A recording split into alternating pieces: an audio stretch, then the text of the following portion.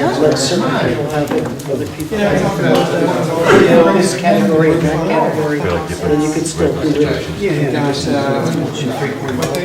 all the laws and stuff. There's just, electrical plates here, everything that is radio. That's pretty much it. Go around the room.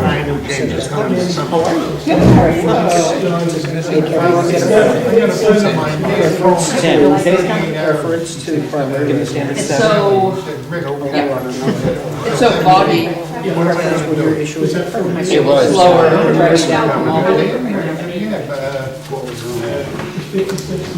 There's two people, and one is a residence, and the other is a business.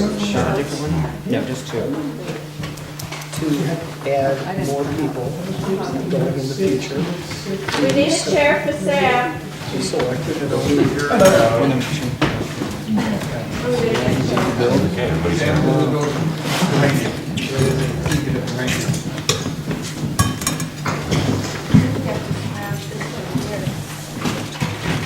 I think the agreement, oh no. The agreement works, right? Roll it along. Can we take the green chair? Yes. Yeah. Kristen, you pronounce the names. Did. Right here. Yep.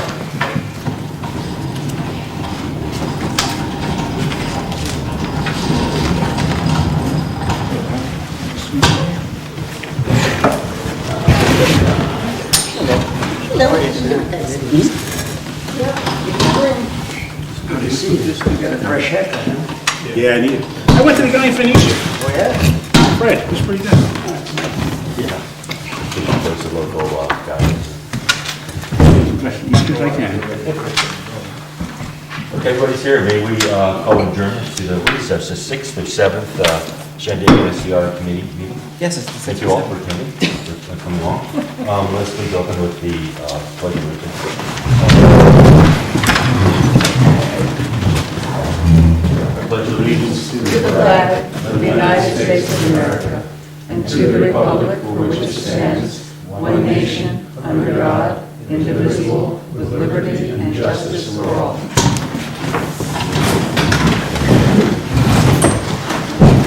Thanks to the video crew for showing up. I don't know if you guys have been watching yourselves on TV. Apparently others have. That you were pitching to the comments. Yes. Did anybody say anything about my hair? So far, no. Well, they said we have matching haircuts. I did that. Does anybody else have any comments from people who run into you on the street or that they want to share with, any perception of public perception of what's going on there? Anybody? I had a lot of people saying that they like basically where I'm coming from, my perception of the STRs or the Airbnb, and a lot of them say that they really feel that the general public or the residents of Shandaken are underrepresented on the committee based on percentages from STRs and percentages of motel, hotel. Hold it. Okay. We all live in Shandaken. Yeah, that doesn't make sense. I don't understand that at all, Frank. I don't, yeah. Don't understand, we all I'll live in explain this that, town. Sam. No, do you live in this town? Yeah. Does anybody on this committee not live in this No, town? that's not what I meant. Well, that's what I But heard. the only native is No, Kevin. no, well, you didn't Is that let what me they keep meant? going then if you, Go ahead. I mean, Local residents. I don't really try to interrupt Well, you. you want, we have two natives. You're referring to local residents. Yeah, I mean, you asked the question, and I don't know where you're coming from, but where I'm coming from. Quarter mile people away. I don't really, that's Okay, okay. so he's but- relating his experience. Yeah, and the reason I'm saying that is if you count the number of hotels and motels and Airbnbs in this town, and you count the number of residents in this town, that's a percentage. So the percentage based on that, and they have two representatives here, and I said at the last meeting, and if you do the Airbnb committee, they have two representatives, and they claim there's 128 Airbnbs in the town, and as opposed to how many residences. And they have two representatives. Okay, so the question was, what are you hearing back from the public? So, you understand where we're going on, but thank you.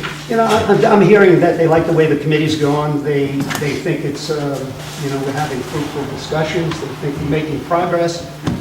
But I guess the proof will be in the pudding when we had some sort of meetings with the general public. The public will have ample opportunity to weigh in at every step.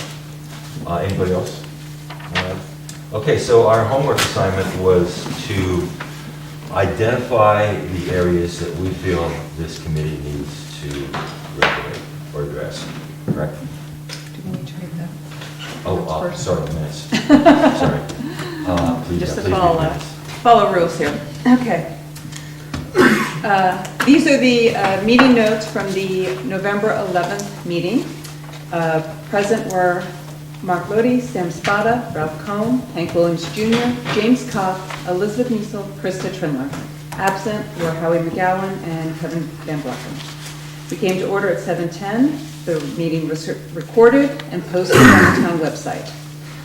Following the Pledge of Allegiance, we had the reading of the 10:28 meeting notes, motion to accept the minutes.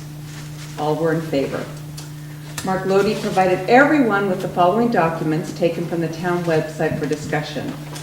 The 116-10 District Schedule of Use Regulations, the 116-5 Enumeration of Districts, and the Town of Shandaken Map of Parcels and Zoning. With the above listed materials and the town zoning book, the committee discussed whether or not short-term rentals could fit within the definition already on the books for structure land use. We reviewed bed and breakfast, guest cottage, hotel motel, accessory apartment within a single-family home, and guest cottage on residential premise. In all instances, we found the definitions to not fully encompass all of the varying types of STRs that are in our community: room and shared houses, separate cottage, adjoining apartments, full home, etc. It was decided that a new line item for short-term rentals should be added to the structure land use residential use section of the 116-10 District Schedule of Use Regulations. The definition we brought forward at the last meeting would be used to define short-term rentals. Short-term and vacation rentals in the capacity of accessory use, supplementary business or business shall mean and include those units rented or leased to occupants, other than permanent residents, that are furnished apartments or living units in or consisting of a dwelling place ordinarily occupied for residential purposes or location that is otherwise made available for sleeping accommodations directly by the owner or through an owner's agent or hosting platform. A discussion followed regarding which zone STRs would be permitted: R5, R3, R1.5, HR, HC, HB, CLI, FW. The general consensus was that STRs would be permitted in all zones except CLI, which is the Commercial Light Industry District, and FW, Floodway District, since no residential use is allowed in those zones currently. We discussed the difference between the designation of P, permitted, versus SP, special permit, and what was involved to obtain a special permit. It was suggested that all STR hosts obtain a license with the town to operate. Suggested items to be addressed on the license were location, layout, number of bedrooms and bathrooms, owner and local contact, if not the owner, proof of insurance, etc. Once a license submission was entered and a reasonable fee paid, an inspection could be completed to make sure the host was in compliance. It was suggested that the license be renewed yearly. The advantage of having a license is that the town can easily keep track of the number and type of STRs that are operating in the community. And if there were issues, complaints, there would be an avenue for correcting the situation or revoking the license if necessary. The committee was in agreement that this should be considered.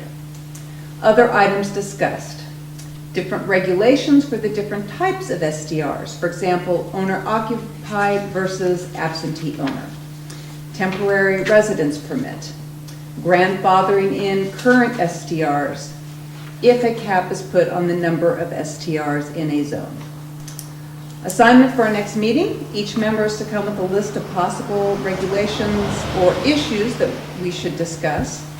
For example, number of rentals an owner can have, cap on the number of days, proposed safety regulations, parking guidelines, etc. At 12:20, we opened up the meeting for public comment. 5 members of the community attended the meeting. The meeting ended at 8:40 p.m. Thank you. Any discussion or corrections?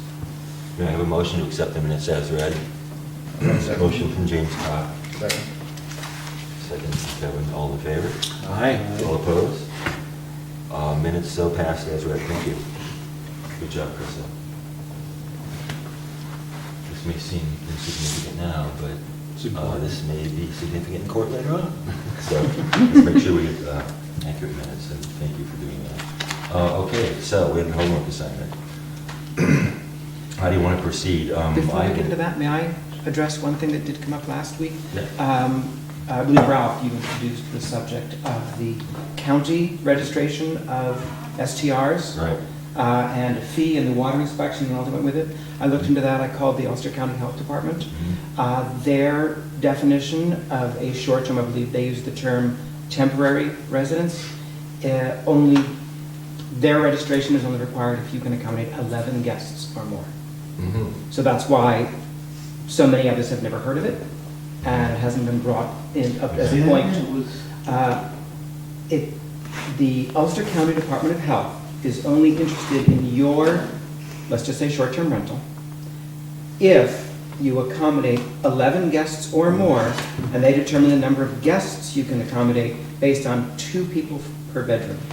Okay. So if Not you, bedroom. if you, Wow. only have 1, 2, 3, 4, 5 Yeah. bedrooms, you do not need to register with the Ulster County Health Department. Okay. I think it's something we're going to have to address is the taxation matrix. Down the road. I don't think that's for this meeting, but I think, Right, and that's with the health department, not taxes. yeah. You that's know what I'm what talking it's- about. Yeah, but it's the same, And that has nothing to do with whether or not you serve food. no.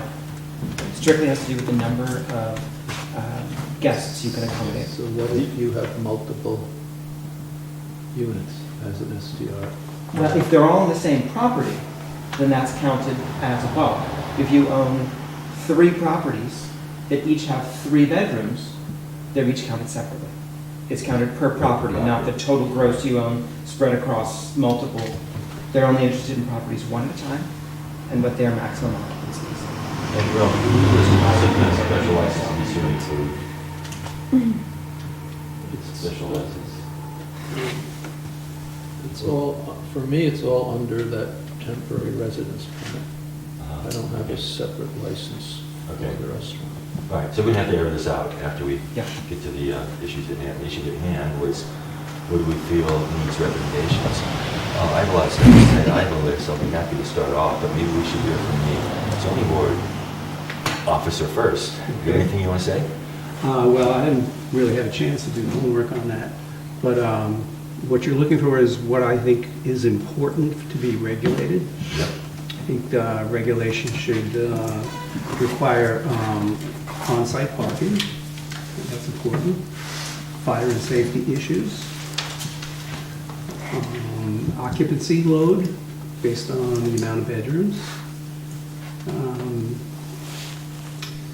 I guess insurance would be a consideration.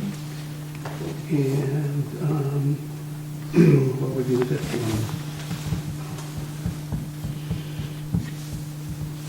We won't hold you to this because you didn't have prep time. guess- Garbage collection. Garbage is a very important one, that's true. That's, Okay, there will be others coming up. Feel free to jump in. okay. Anybody else want to jump in? You want to hear from me? Sure. Okay. So first of all, we, on one of the, I think second or third meeting, we agreed that the main parameters that we need to address are safety, economic health of the community character, and individual property rights. Those are the 4 things we all agreed with. Second or third meeting, right? So looking at it as a guide, some of these are obvious. Getting safety, which has already been mentioned, fire suppression, smoke, CO2 alarms, clear exit, and also adherence to the building codes, which ostensibly is happening anyway, but, you know, we know what happens in this town. Parking is obvious. Garbage collection is obvious, because we have bear issues. And to me, the access to help, whether or not that's a resident host or somebody that can be called that has to be able to respond within an hour, within 24 hours, we're stuck the same 24 hours, but some sort of help access. I think those are the things we all agreed upon. Was there any disagreement on any of that? So we can talk about how best to do that vis-a-vis, you know, our community needs. The other things I was looking at was what I'm calling density limits, and that gets into community character, and that is regard to the limitation on the number of homes a person can own. That could be the number of bedrooms allowed in a given home, the number of occupants per bedroom, the number of days rented. If you look at various communities, this is all over the map. And this is a means at which, by which people attempt to social engineer this whole phenomenon. And The social engineer what? social engineer the whole phenomena of The whole Airbnb. phenomenon.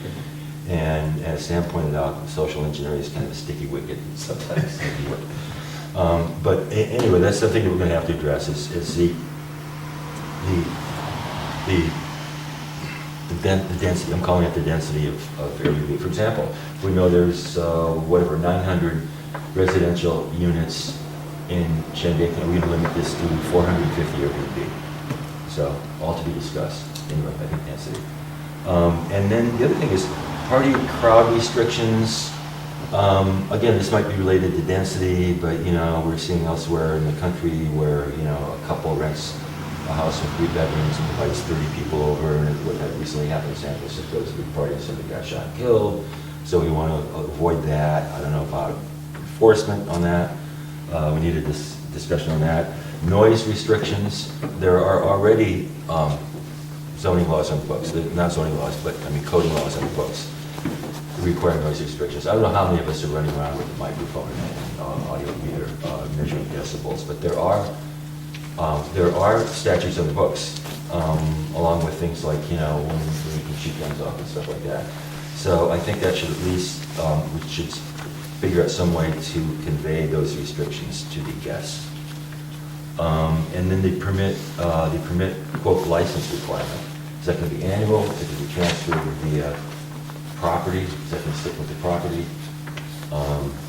In which case, if there's a stock of properties that are already registered for Airbnbs, that raise the value of that property for occupancy. So is that a means by which property values are manipulated? We mentioned garbage collection, that's an obvious one. And then taxation. I think we have to level the taxation field for whoever's paying taxes. You're talking about property taxes or sales taxes or? Bed tax. That's, I want to ask the question of the group, what is your tax matrix? What taxes are you paying? What taxes are you paying? What taxes are most motel paying? Sales and occupancy. What is the 2%. occupancy tax? 2%. Okay. Which is the county. So you pay around 10% total, well, your guests pay around 10% taxes. Yes. Currently, the local municipality, Sales tax is 8.75. No, 8%. Yeah. 4% comes back to the county, and to my knowledge, no one knows how the county distributes it through the towns. They keep that very close. and what about the bed tax? Does the municipality see a part of that? Good question, no idea. I don't think so. I think that's all. So that's another issue with the taxation issue. Should this community be gaining taxation revenue from this phenomenon, which we are hosting? So. Does the town get taxation benefit from anything else specifically? Property tax. Oh, property tax, but I meant in the, School, in the long of a tourist showing up and spending money, we don't get any percentage of that in any way, do we currently? We get some share of the 4% that the county gets back as sales Okay, there we tax. go, thank you. You just said that. Why is that such a mystery?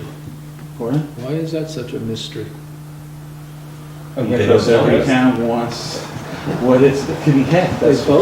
They both need to know what they get. The county and the town needs to know what they're given, and the town needs to know what they're getting, so how is it impossible to know? Maybe somebody knows. I remember asking around in Woodstock, Yeah. And it was, county legislatures, nobody wanted to talk about it. Hefner is a town, he's in Astoria, his son's on the legislature. Nobody at Ulster County wants to talk about how they bring that 4% back. So, it sounds like a case for investigating a material. Yes, it is. Do we have one in house? Any comments on what I just said? Budget is Well, it makes sense. information. Let's hear from somebody else. Well, I passed out a document, and basically it's 2 pages. The first page is just a statement of things that, from my perspective, and This from my, I vetted this with Krista as well. Basically, we're, and it gets kind of specific, like no caps on the number of days a host can rent. There's different reasons for different seasons and things happen. So it doesn't make sense to me. All zones should be open to STRs except the ones that I would mention in a minute that we discussed. All current STRs who are registered, who register are allowed. In other words, we should try to, I think we had this conversation in the last meeting where to keep it simple, let's just get a license in place to keep it very simple and get a baseline going. I think there should be an annual registration fee, we've discussed, but, being a humble man, I just started at $25. Yeah, I think 25 is probably low. Yeah, I think so too, but I didn't want to start high. I didn't think No? that was prudent. You know what I mean? Oh, He's We knew it would go he's high, framing the so, negotiation. yeah. I've got a $275 license fee here. Yeah, and all Is hosts. that one time or annual? No, annual, and Okay, that's we'll 200. get around it. Go ahead. All hosts should verify during the registration. To me, when you register with the town and make certain statements in your registration, that means you would be legally liable for that. I mean, because I don't want to have the town spend $8 zillion trying to prove everything that happened. So if I say something on my registration and it turns out to be false, I can be sued, I'm assuming, because I went on record with the town saying that was applied. So all those verified during registration, the placement of fire smoke detectors, carbon monoxide detectors, fire extinguishers. I'm a little bit vague when people say, like I have in my house guide where the doors and exits are and how to get in and out. So that can be discussed further, but basically you're verifying that on the registration, and the second page is basically an example of But a should simple they registration. need to be certified, the fire extinguishers, or you just go buy one and it's there and it's good? Like Well, I I have think- mine certified every year. That can be discussed. If it needs to be Yeah. certified, I'm fine with that. Yeah. Whatever would be the You most, know, I mean, that's Right. one form of regulation that isn't going to cost the municipality anything. Because that's what You know, you private can actually company does, verify it. certification. Yeah, you have to have your company come in and verify it. I would assume before you get your license renewed. You know, I mean, I don't know how you would do this as an ongoing And that's a yearly thing process. that you It's do, a- correct? I think that really gets, I mean, I hear what you're saying. I think that, well, I'm really looking for simplicity here as, to get the baseline going. I think most homeowners and people rent out, not everybody goes out. I mean, I check all my carbon monoxide things once a month. You know, if you start to have, how are you gonna go out and check every single fire extinguisher and 150 things every year? Is the town wants to pay for that? No, the fire extinguisher, That would be a direct cost of the the owner, private right? fire extinguisher company comes to your establishment and checks it and gives you a bill. How much is the bill? $55. $55? Per extinguisher or per visit? No, it's not. Really? No, At least that's what my guy charged me in Woodstock, the guy from Kingston. no, I'd give you We charge more Yeah. in Woodstock. Who do you use? Kingston Fire, That's who I used to? yeah. They must Maybe have a- give you a break on the second one, They it was have- 55 they bucks have for a- one. They have a different rate for Woodstock. You said Woodstock? Yeah. Yeah, they have a different rate for Woodstock. When you get a nice piece of cardboard tag that says they, You get a tag on the It's a car. different color every year, so it's something to look forward to. You collect them? Yeah, and he leaves little dots laying all over the floor from his hole puncher. Okay.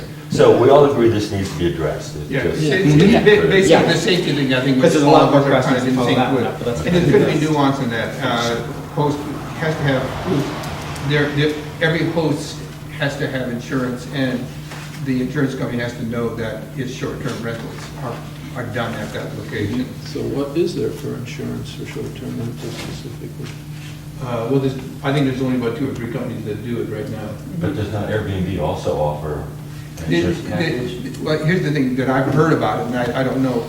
Supposedly, they advertise them, I think it was 1 million or 5 million in insurance. 10 billion. But how that works in getting it,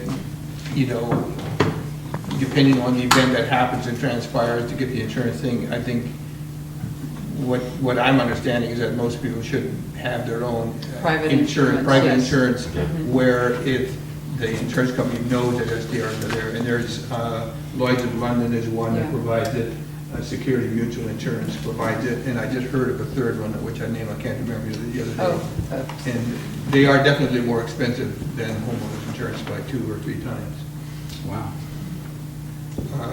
Is there, Airbnb's maximum again, is $1 million.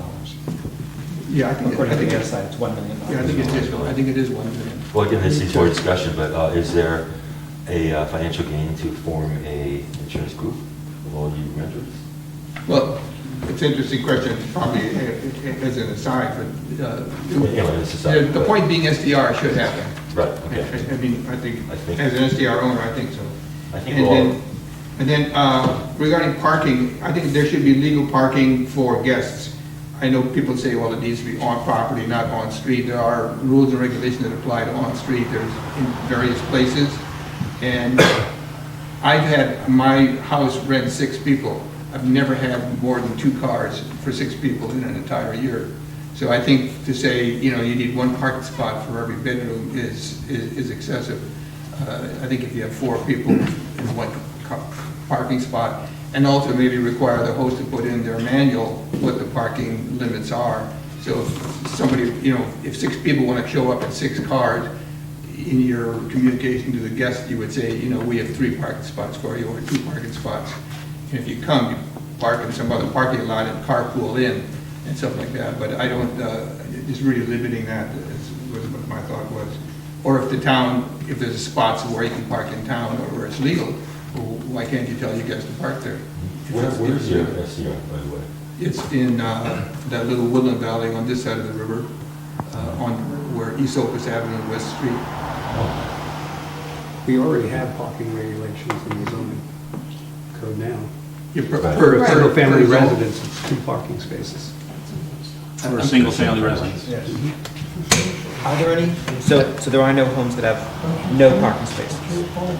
There probably are in Okay. these towns. What I think we said, he's just referring to that in the code that there are, for single-family homes, 2 parking spaces, multi-family. So But we probably have there's some 2 exemptions. spaces required, or each home has one? I'm not sure what you're 2 saying. spaces are required for 2 spaces are for every home, For each home. every single-family for every residence. single family residence, okay? And then my feeling is with this whole thing about noise problems, trespassing and trash, it should be the same as for any other resident in town. If somebody's on somebody else's property, the property owner can either call the host and say, who's that person on my property, or call the town. Same with noise and same with trash. And then it's the town's issue, whether it's a citizen or whether it's a short-term rental. If the garbage is on the road and it's not being picked up, the host needs to deal with it, or the town needs to deal with that citizen and says, hey, there's garbage out. Or last night, there was 10 people partying till 2 in the morning.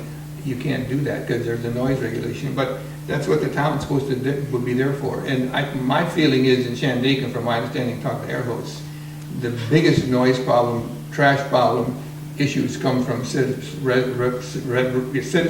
residents of the town. That's not true. from That's not Airbnb. true at all. It's true in Woodstock probably, but, I have not heard of anything, I've never heard of air hosts talking about No, problems. James, that's not true. In Woodland Valley, all the garbage cans are from people from out of town who leave on Sunday night, put their garbage out, and they're gone.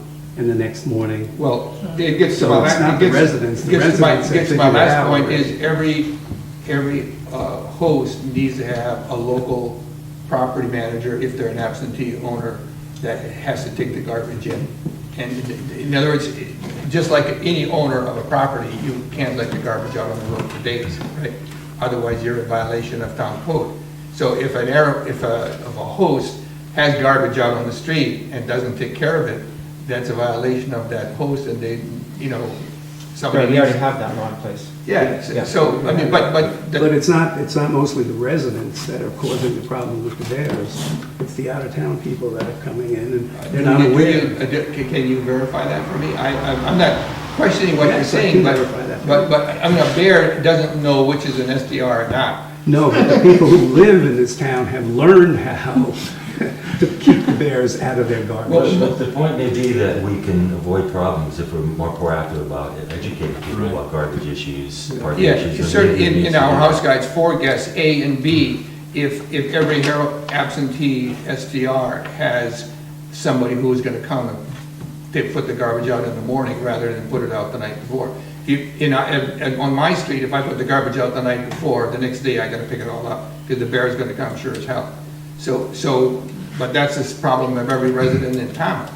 And so if they commit a violation over and over again, the town needs to take action to that owner. These are residents, they're short-term rental people who have no idea there's a bear lurking in the woods. No, But the no, owner- but we can just But it's state the that owner- you it's the don't owner's put your job to garbage take out, it. yeah. Well, I think the issue, That though, type of thing. that Howie's talking about isn't so much that the STR people don't put their garbage out or bring it back in, the containers, and leave it out. What happens is the residents, basically, from what I see, they put the garbage out at night or early in the morning, and then they bring the cans in the same day that the garbage men come. But a lot of the STR or Airbnb rental houses that I see, the garbage is out there all the time.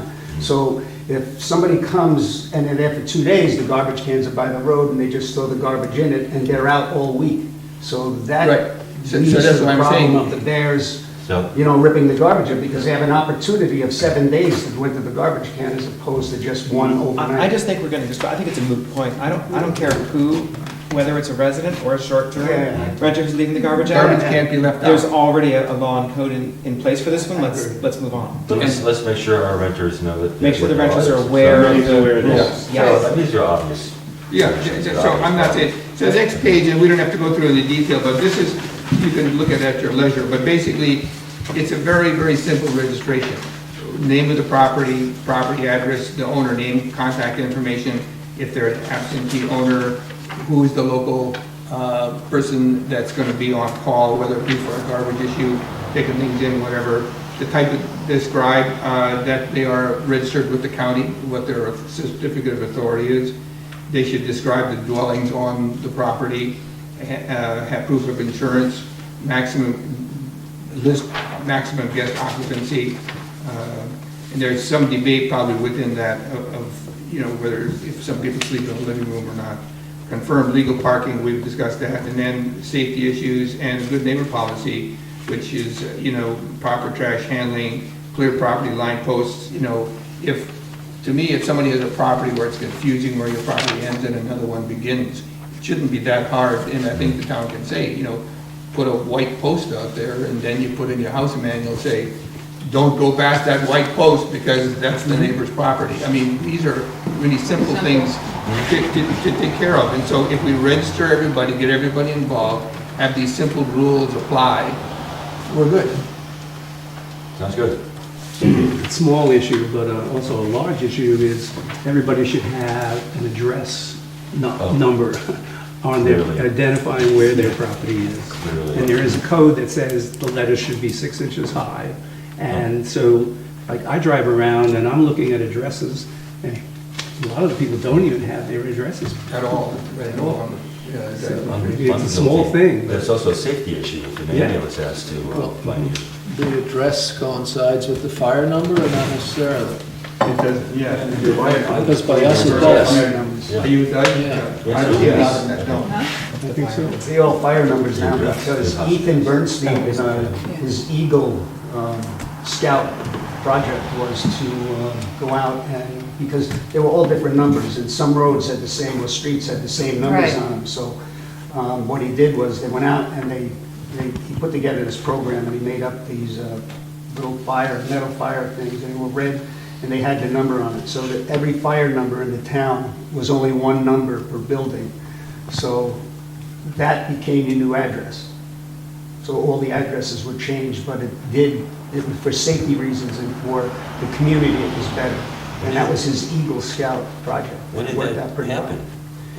I don't know, Ethan must be 40-something years old now, Oh, 50. 30 so, years ago. You know, before my time. yeah. Okay, thank you. So these places don't have their fire numbers posted either? Like But he's saying that- near Pine Hill, there are no fire numbers. And fire numbers are different from street numbers? Yeah, that's. I did street address. My last property, I had a fire number and I had a street address, and there were two numbers, different numbers. That's just confusing. It is very confusing, yeah. It would also think- goes into the different fire districts and fire protection districts. That makes There's sense. a reason Pine Hill doesn't have fire numbers, that's because of the contract from the town. So they, traditionally, before they were incorporated, they only had Pine Hill.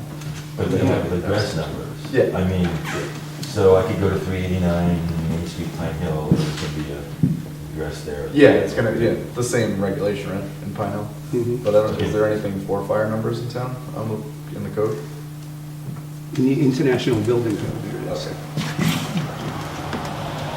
Okay, anybody else want to expostulate?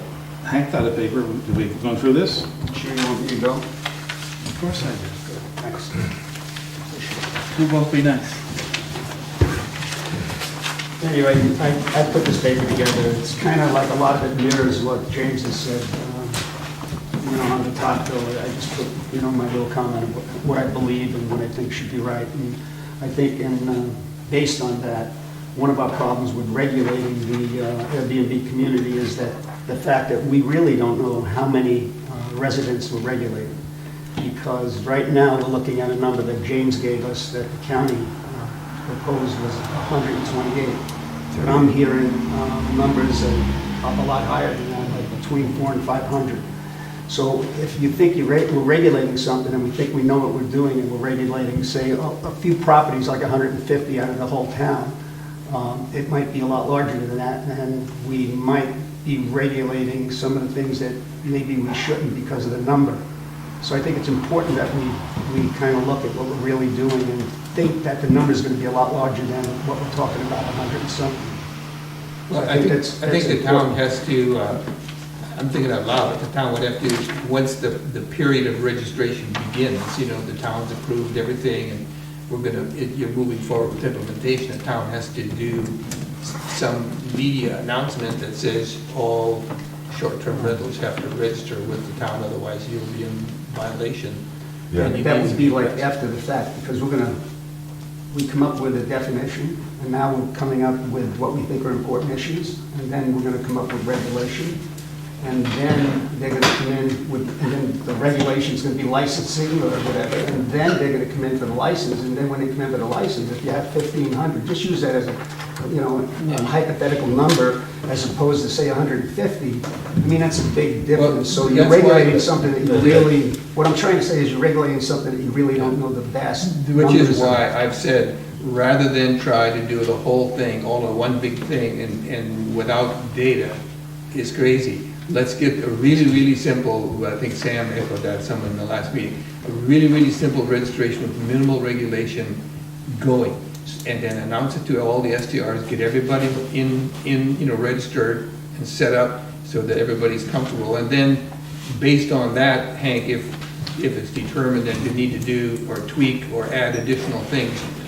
then you would know the dynamic, you'd know the database, you'd know the impact, you understand what's going on. If we sit here and try to, in the abstract, try to assume that there may be 150 or 1,500, we're sitting here and shooting, you know. Yeah, that's pure speculation. The number was 138, and that actually came from Airbnb. Yeah. So those are the known registered numbers. Yeah. So But that's only through That's only. What if you don't through Airbnb and Right, not the right. other. So the point being, we don't know.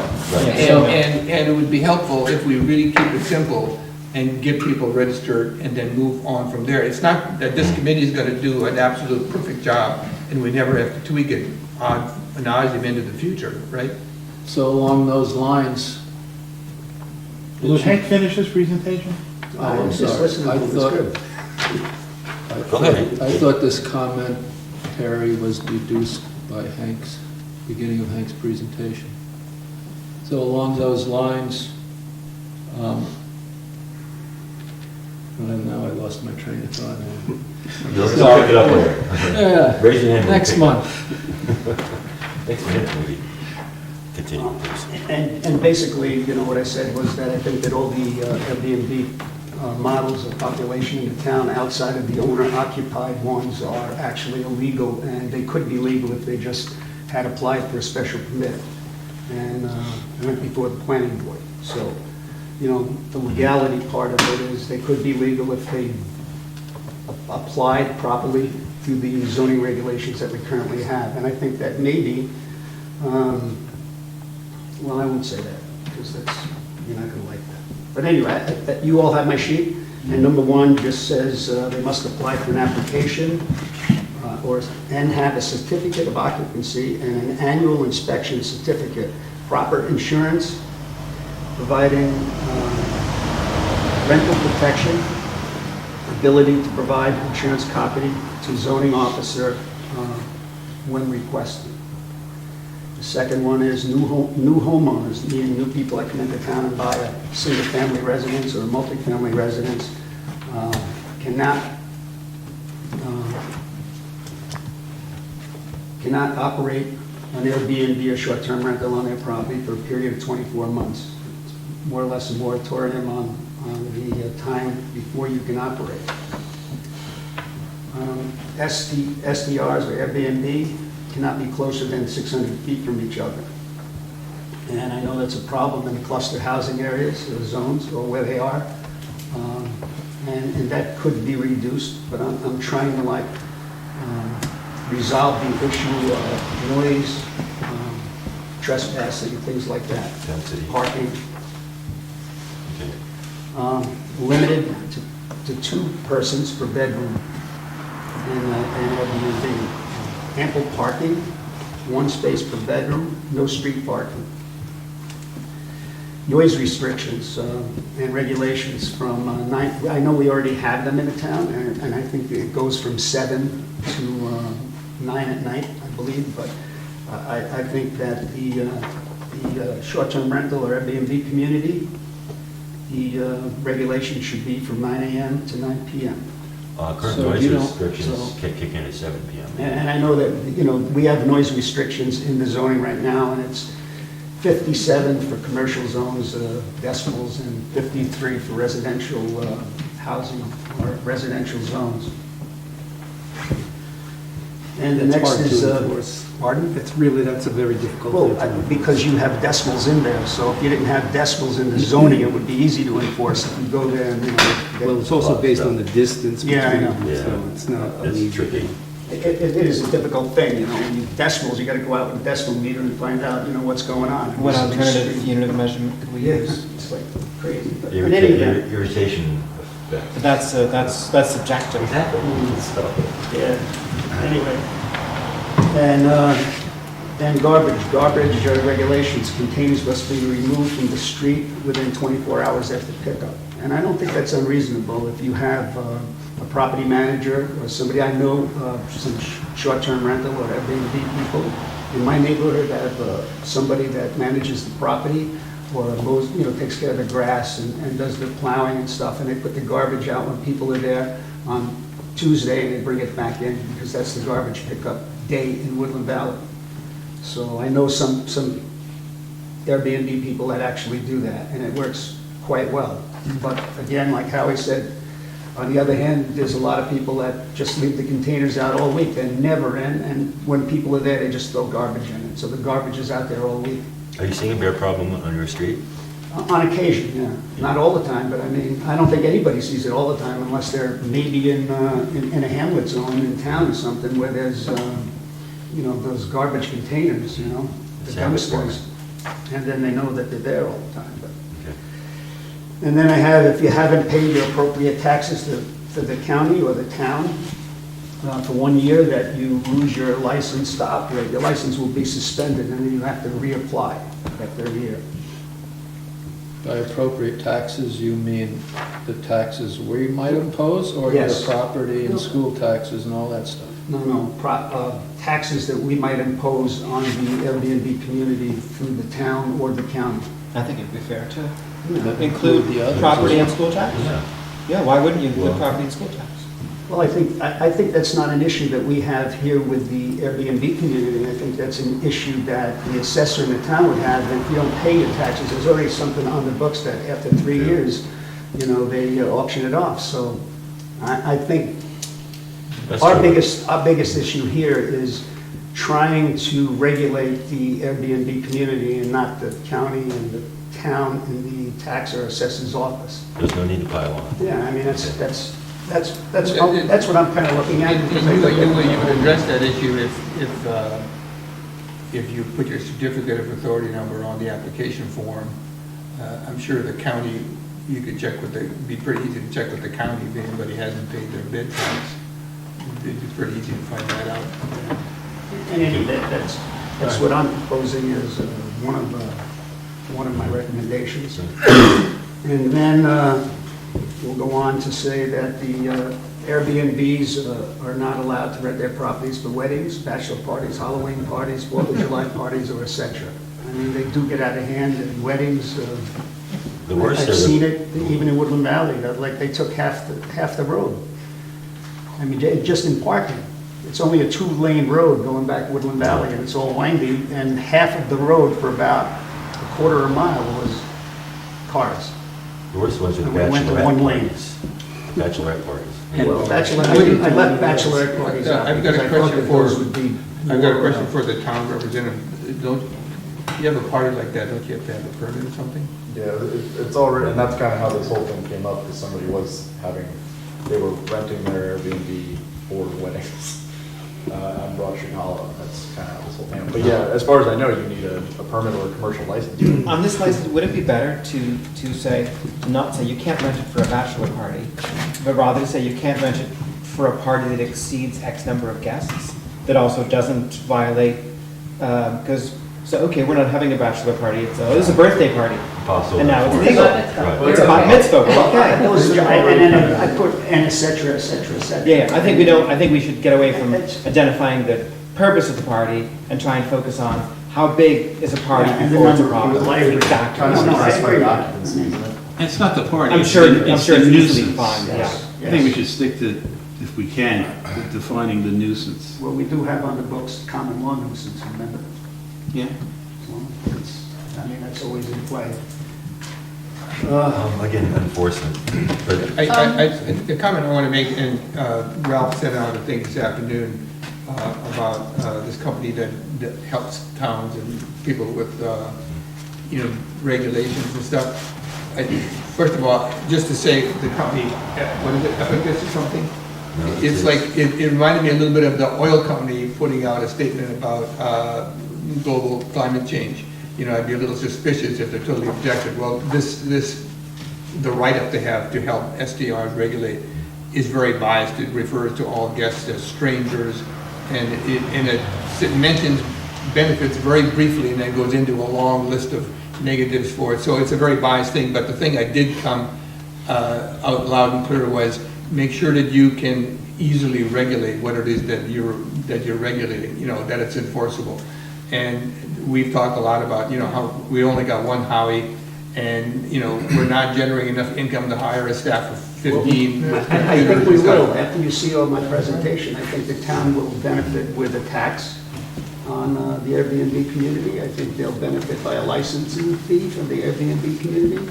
Well, which it will it be still has to annual. be, And I think that based on those fees and the inspection fees, to be inspected, you're not going to inspect your house for nothing. We do Well- pay the zoning board, the zoning officer some money, maybe not a lot, but. So there will be expense, there will be a possibility of Yeah. revenue generation to be discussed.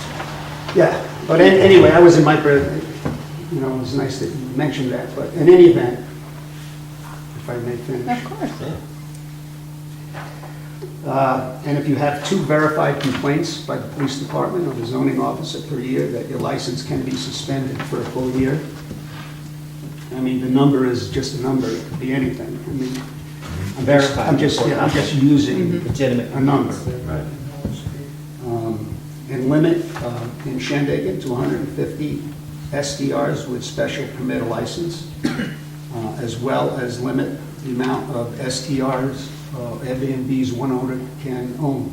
And know that's kind of an infringement upon property rights and things like that, but if you're gonna buy all these properties up, or a corporation or a real estate firm comes in and buys all these properties up, and they start renting them for Airbnbs or short-term rentals, I think that's basically what I mean by this, you know?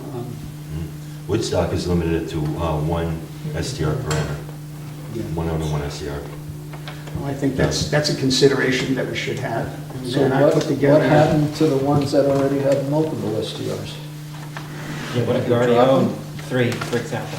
Well, if we regulate it, then they're gonna have to decide which one they don't wanna use anymore as a Nah, short-term you can rental. force it. And let them rent it on the long-term. Well, one of the problems that we're having in Yeah. towns like this, and, you know, and I think Shandaken in itself should be a leader, not a follower. I don't think we should follow what other towns are doing or with other towns. We should benefit by what the problems other towns have, but we should be moving forward. And we shouldn't look and say Woodstock does this, or the county does this, or somebody else recommends this. I think we should look at the problem that we have, or the benefit we have to the town right here, and regulate it from within, and what this town needs or requires, or what actually the residents require, not so much what we want. I think it's a town issue. And like I said before, in all fairness to everybody in the town, I think it should go out for a referendum vote. And I know, you know, you guys are a little against that, and you think No, that, we've well, always there'll said be it. public meetings, but I think a referendum vote, Nobody's been you know, nobody could ever come back to you after a referendum vote and say, we didn't have an opportunity, or we were working, and we couldn't go to the meeting and stuff like that. I When mean, you that's have, when just, you have a referendum with 10 or 15 different regulations, you're asking a citizen, okay, I'm gonna vote, let me see if it's zone 1, zone 5, so I looked at the chart matrix, no, go down to the we put right, together, check and vote over no, here. no. That's what we're here for, I think, and I think that we're not gonna make any, we're just making recommendations to the town board, and the town board is gonna have public meetings on it. I mean, I don't, you know, we're not I'm gonna- just saying, you can't, like, I just can't envision, you said you want, what would it say that you vote on?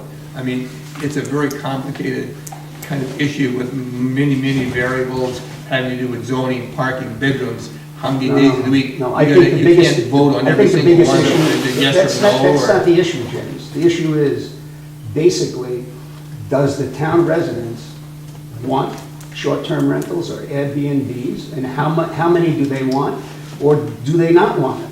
Not how to regulate it, you know, you gotta have your garbage out at a certain time, or bring it in, or 2 parking spaces. That's not the issue. The issue is, does the town want it, or they don't want it? If they want it, then nobody can complain about anything, you know, later on down the road. I mean, either you want it or you don't want it. If you want it, you're gonna get everything that comes with it. All right, point made. You Did know? you envision this process coming to a conclusion without the referendum, without a town referendum? Well, the way I understood the process was there's going to be town hall meetings where it's voiced, and then the town makes a decision about what regulations apply. I never envisioned a up and down vote whether there should be SDRs or not. And all things that I'm reading are, that's not what other towns are doing. I thought it would come to the town board, And but through an open process of feedback. The Yeah, referendum, open process of the referendum issue will not be up to us. This is an ad hoc committee. We cannot Yeah. pass laws. So we. But we could make that We recommendation could make a recommendation if there was a for consensus. Right. So, okay. Anything else? yeah, and then I put together this pass them around.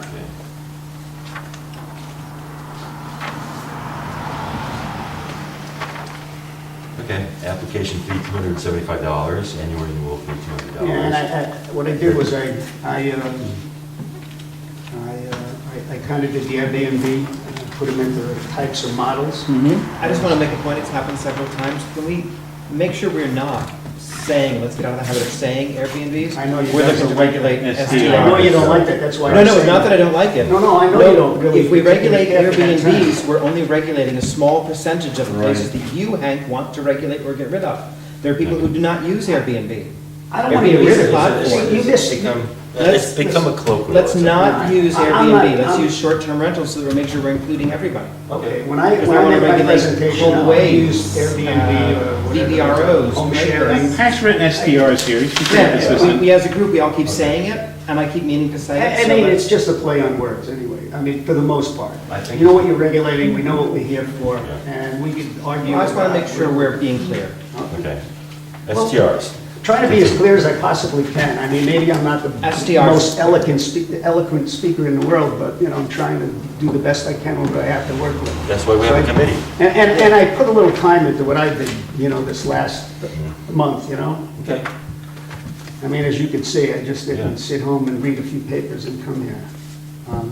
You put some thought into this. Yeah, Thank you. you know, and the reason I did this is because Liz and Krista said that there's all different models of Airbnbs, and so I did a little research, and I figured I'd come out with what I thought was different models.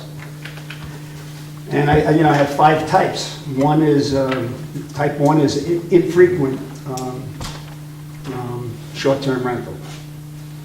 And it says, I mean, you could read it, whole house, you know. I wrote it so small, 4 times a year. Maximum 30 days. Yeah, maximum 30 days, and there's basically no restrictions on that. Type 2 is single residence, which is with an accessory building, which is, I think, what Krista has, which she says she has. And there'd be very, you know, you do whatever you want. It's kind of an unregulated thing. You live there and you have an accessory building and you're renting it out, but you live there, and that's the big part of it. And then the owner occupied. You know, it says, and as again, you could read it, 2 bedrooms, you know, permitted for an unlimited amount of days. And, you know, it says, on the bottom here, and it says, includes property in all zones, if you have these 3 particular types. And then 4 is a whole house in a commercial and mixed zone area. And in that, you're limited to 180 days. And it says it's for anything more than 30 days and up to 180 days a year. And that's the 4th type. And the 5th type is whole house in residential zones. And again, it's when the owner isn't there, he's just renting the house out. He doesn't live there. And the limit on that is, again, 180 days. So it's anything over 30 days and up to a maximum of 180, and that's in residential zones. And then on the bottom, I put all STRs have to apply and receive an operating license. And the application fee for the operating license is $275. And there'll be an annual renewal fee, which is $200. And then a Shandaken bed tax of 4%. And it says all STRs have to be inspected by the zoning officer annually, and there'll be an inspection fee of $125 a year. Okay. So I tried to come up with some sort of things that maybe we can work with, and also a sheet showing the different models and maybe how you can apply regulations to that. Okay, so we've heard fairly libertine view of regulations and fairly restrictive view of regulations. Anybody else want to speak? Yeah, there's a lot of good here. I didn't really focus so much on the what's of the. I was focusing on structure because, and that's why I really love what Hank did here with the matrix. I'm gonna pass it around. There's more copies than we need. So what I wanted to do was something.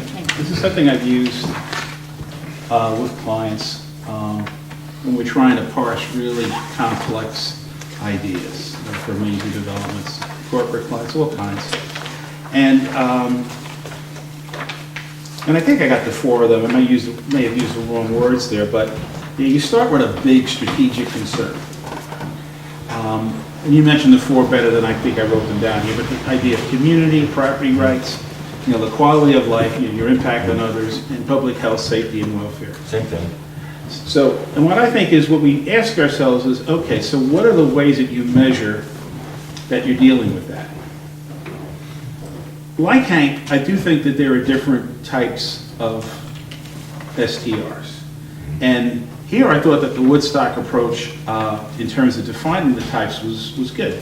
A home is somebody who's lives there, and they have maybe up to 2 or 3 bedrooms that they're renting out, but the owner is there. The home establishment is where a person is doing maybe more than 3 bedrooms or an accessory building. Right. And the reason we got to think about that is we're going to get a lot of special permit requests for accessory buildings the moment this is approved. Because that's what's going to happen. You're going to encourage people to do the mother-daughter thing and all. So Yep. we do need to think about it as maybe its own classification. The third type that they I'm had, changing the tape if you want. okay, Changing of the tape. Was there the concession stand music going?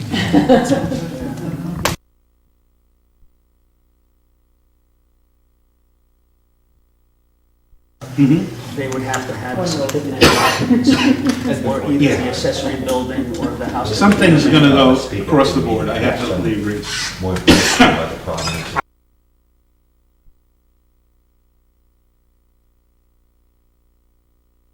These guys down. That's right, So- Fred. He's asking you to zoom in.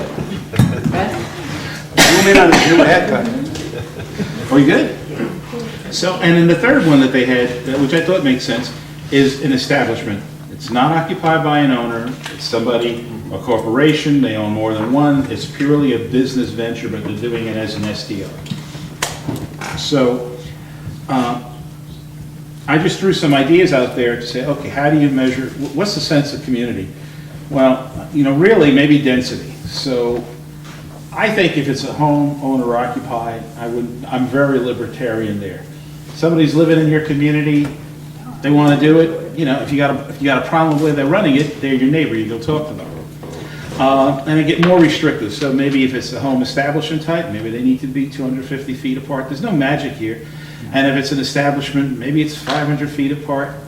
And maybe you do say, we don't have no more than, I'm not saying how many properties in the town, but because I think we should be open. If there were 500 STRs, I'm saying no more than 5% should be that out-of-town owner, and 15% the, I'm not married to any of these numbers, I simply put them down there, because I think the thing that we need the most is a structure to organize all of this. And all I'm really offering here is a way to structure how we might write license for an A, a B, or a C. That's what I tried to do. Yeah, I thought it was brilliant. Property rights, I don't think we should ever limit operating days. I think you start, somebody owns something, they have a right to make an income from it, and if they're a corporation. And how can you enforce it? I see it. Yeah. And I do think it'd be subject to a legal challenge at some point, possibly. But, public health and safety, yeah, everybody should have a CO monitor. There's probably a lot of other things, like we talked about trash. Quality of life, it's noise, it's the trash, it's all those other things. How do you measure quality of life? Well, you certainly want to know who's the responsible contact. You first want to be able to say, hey, they're getting crazy here with this party. But however you measure it, I think the thing that's important is that we can relate everything that we want to measure to one of the big ideas, one of the 4 big ideas. I think it makes it stronger than however we then present this to the town for people to wrap their heads around, okay, I see why you're doing this. Yeah, that's the way I approached it. Okay. All right, great. Well, can you talk a little bit more again about what you think this is, the 15%, 5%? Is it 15% of the total number of STRs? Yeah, or- so in 2020, there are 200 applications, and I'm not saying these are the right numbers. No more than 30 would be a home establishment, no more than 10 would be somebody who's... Oh, the percentages of the whole, not percentages against the town. I get it now. So that's a number that could fluctuate, how many SDRs. No, I got what you're doing. The total licenses were assumedly. That's what I'm saying here, but I think the issue is, if a sense of community is something we want to preserve, I think two of the ways of doing that are the density and how many licenses you allow. But you're related. Yes. Could you just explain again, home establishment? So I think the way Woodstock wrote is that if you were doing either more than 3 bedrooms and/or you had an accessory building, they're saying you're in a different category than the homeowner with 3 bedrooms who's renting 2. And if you're a resident, rentor. I think you still have to be an owner who's there. Yes. So that in both cases, So this is in your house, owner present, strictly a rental. correct, the owner is not present in the last one. So that part I I thought think Woodstock did three or more well. bedrooms and accessory. And then if it's not owner occupied, that's the establishment. Yes, that's my understanding.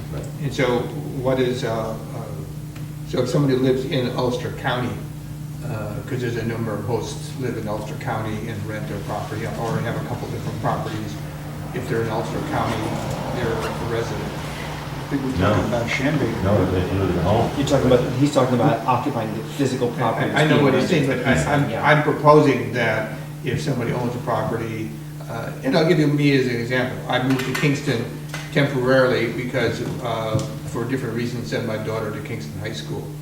And I'm out at my property every single day, more often than I'd like, doing things, fixing things, working on it, and stuff like that.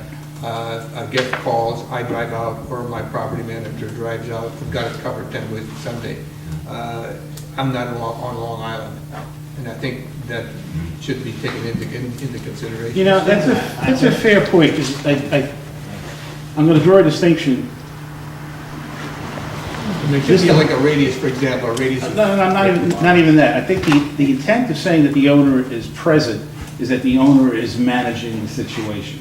So you're saying you're an effective manager from Kingston. So, maybe one way we could say is the intent of being the owner, you got an option. You could be the owner who's present or the owner who's managing it on a, whether it's a daily basis. I don't have any heartburn over that because what we want is the owner to take an interest in what's happening on that property 24/7. Responsibility. Well, Yeah, the but way a what's lot of to these. keep the owner from New York City contending the same thing, 2 hours away. 2 hours away. So, and the way a Good lot of traffic these- jam, Or in Florida. 2 mile radius. the way a lot of these municipalities regulate that is response time. And what is your response time? How long does it take to drive to King? Well, my 30 property minutes. manager is 5 minutes away, and I'm 35 minutes away. The Woodstock statutes are surprised it's 24 hours. That's long. Yeah, but if there's a fire. Well, the owner doesn't have here's to the be there thing, with the fire to department. me, if That's the point if taken. it's an emergency, they should dial 911, not worry about where I am. I mean, if the power goes out, okay, and we think it's gonna be back on, but then it looks like it's gonna be out for 6 or 8 hours, I want the manager or the property manager to be out there talking to the guests, what's happening. It's, you got running water, you don't have hot water, whatever, your toilets are not working, and they have to address the situation. That's not a 911 call. But a 911 call, it doesn't matter who the property owner is, you gotta get out there with the EMS or whatever. That's a different situation. This is So something- that's why. So what I'm hearing is that it's too simple to say that it's a home because the owner is there. It has to do with response time, it has to do with the ability to manage it almost real time. Yeah, because if I take a vacation to Puerto Rico, I'm a homeowner, and I book, that time. And that will happen. And my property manager is there to address it, or they dial 911. I mean, this whole thing of home absentee ownership, I think you have to really be careful with that, because there's a lot of variations on that. And I don't know how you would determine quality of management, which is very subjective in terms of what you're saying. I think that's why I said on my application, you have the owner and the address, and then you have the property manager that's local, and we can define what local is, and they're going to be your backup. Some communities control it by response time, some communities control it by radius, like some of these communities have said the responder has to live within 10 miles. What is I've had this conversation with a number of people outside of this committee, wondering that everybody agrees that the owner or a manager should be close, define it how you will. But then somebody said, why? And that's why. We all want it, but as James pointed out, if there's an emergency, you don't call the owner, you dial 911. I also agree, I want local ownership responsibility, But if we're looking to define what that responsibility is and what that ownership is and what the response time is, shouldn't we say the sort of, we can figure it out, what that time is, by saying, well, these are the types of situations where we need the owner to show up to solve a community problem. So if one of your tenants, if the toilet bus, Yeah, and that's exactly where I the was bathroom is going. flooding and it's destroying your living room ceiling, Well, that's destroying the owner's property, not affecting community. I agree. As an owner, I would want my manager there, myself or my manager there in minutes, not 24 hours. Frankly, I think the best example would be noise. If I think somebody's noise having is a valid, that's party, valid. somebody's having a party, a neighbor can go over and talk to the owner, but the owner's not there. So, But if you can call a manager to go deal with it instead of calling the police, because it's not a 911 situation yeah, necessarily. if it, you know, all my neighbors know me, they say, oh, let me call James, these guys are really getting rowdy. So if somebody calls me, and then I call my property manager and say, you want to stop over there, see what's going on, or whatever. I mean, that's the biggest issue. Or, hey, James, did you know that, you know, I was delayed in getting out there and the bears got garbage all over the street. Those are community character issues that need to be addressed. And that's why you want to have a local manager if, you know, you got to pick up garbage because the bears spilled it out. You know, you got to have somebody that can do that. Those are the issues. Whether my toilet floods, I would love to get out there as quickly as possible. Right. But it'd be, you know, and a guest is going to call me or my property owner because I have it in my house guide. In fact, that happened when I was coming back from Puerto Rico. They flushed the toilet twice and it was leaking through the ceiling. But that's neither here nor there. But see, to your question, here's my thing. Yeah, please. To preserve community character, I'm thinking you want to have a little regulation on the person who owns the home, who's there, and it's to reward people for staying in the home and not just turning it into a business enterprise. Fair enough. That's my thinking.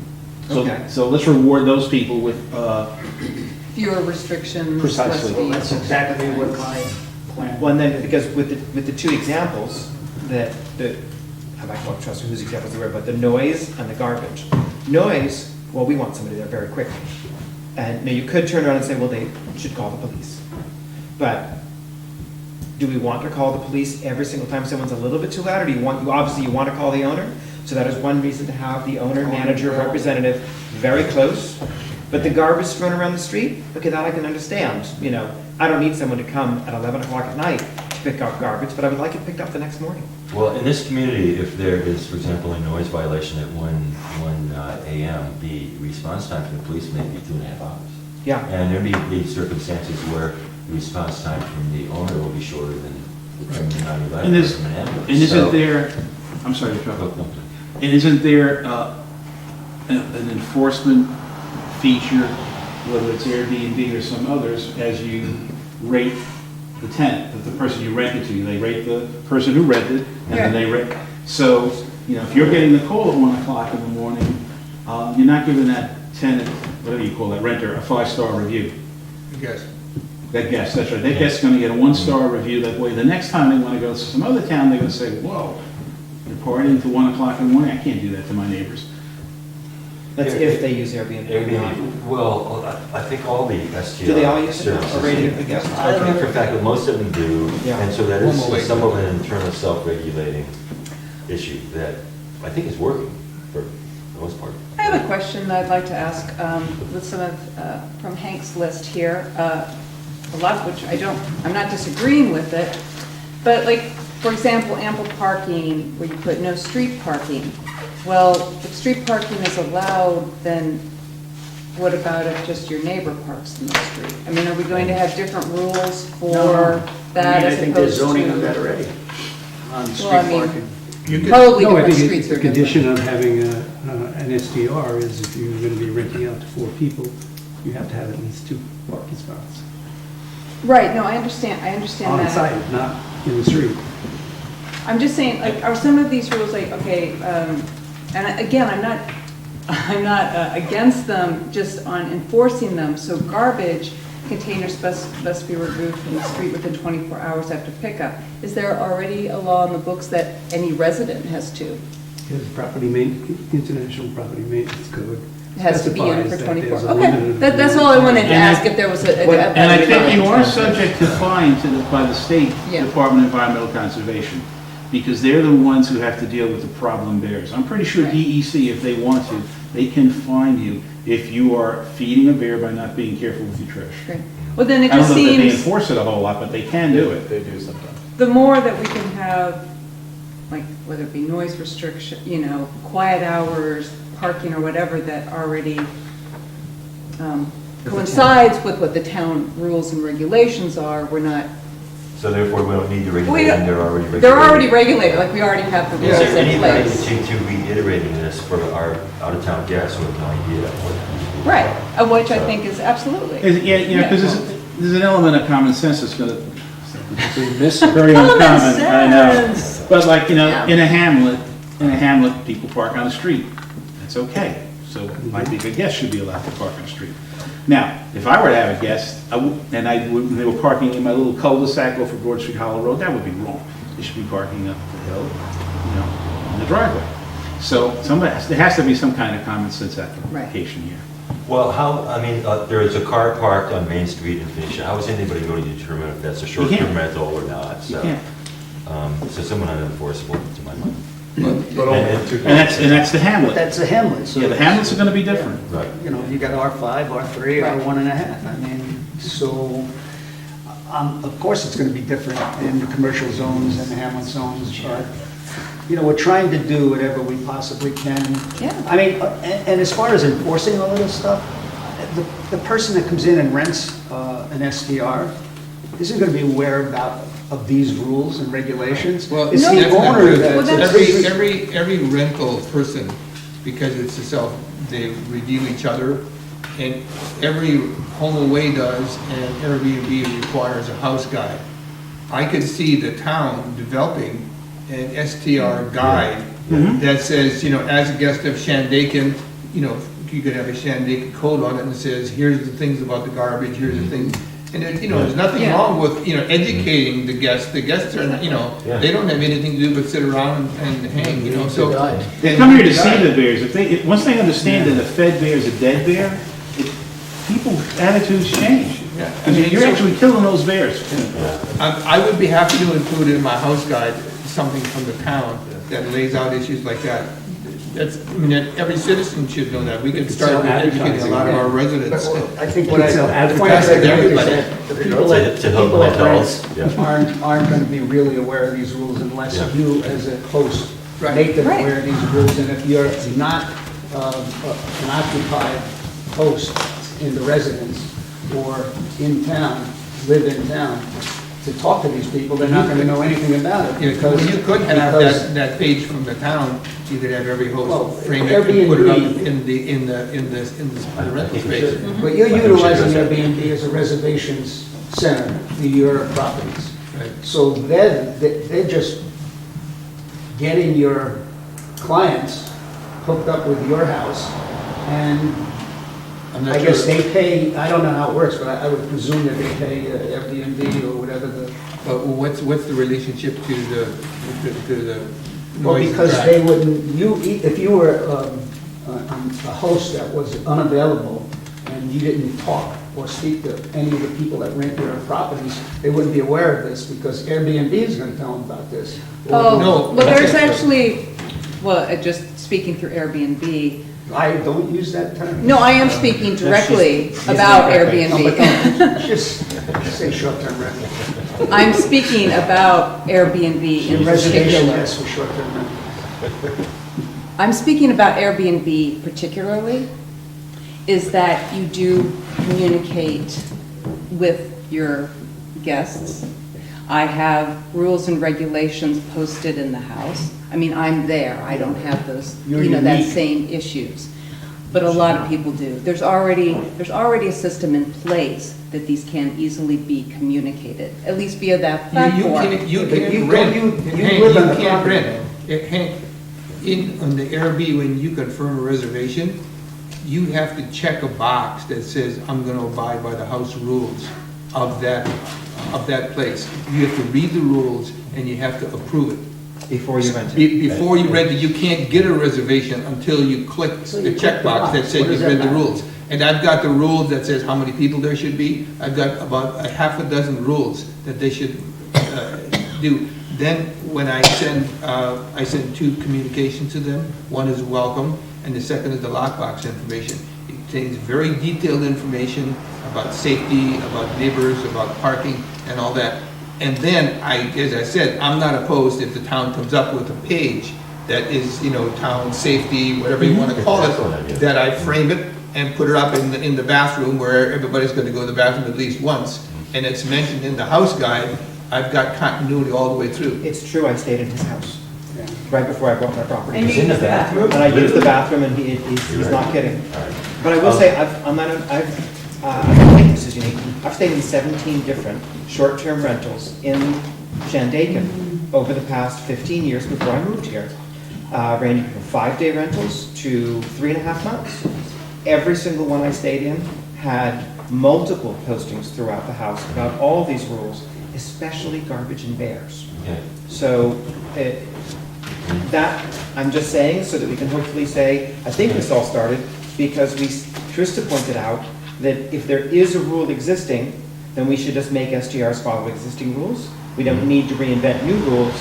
If the rule already exists, I think we should just agree that instead of it being Airbnb's policy or HomeAway's policy or Krista and James' policy, let's make it the town of Shandaken's policy that the rules for guests of STRs need to be posted clearly within the rental unit. Totally agree. So you're saying that most of these rules that we're bringing up, we already have incorporated in Well, some of town these, like zoning and- the garbage, Most, noise, some. parking, Yeah, we have that. everyone I've stayed at has But, had those along called those out. same lines. But I didn't stay in all of them. Along those same lines, Liz, we also have zoning rules for R5, R3.5, and R1.5. Right, those would And be those different. zoning rules give your short-term rental homes or houses or, rooms the ability to rent them out legally if you only apply for a special permit. Right, So, with you can't say on one hand, well, we had all these rules and we don't really need this, and then overlook the other rules because you don't like them. That's not what anybody's saying. No, Hank. I think say we know use that. them, we just incorporate I'm what's pointing out already there. Many of the rules that everybody's put forth for this evening, we're talking about the specifics of a lot, already exist. The number of parking spaces for a one-family house already exists. Let's make sure that the STRs comply, unless we find reason for a variance. Garbage, noise, trespassing, criminal activity. I mean, we can think of a million things.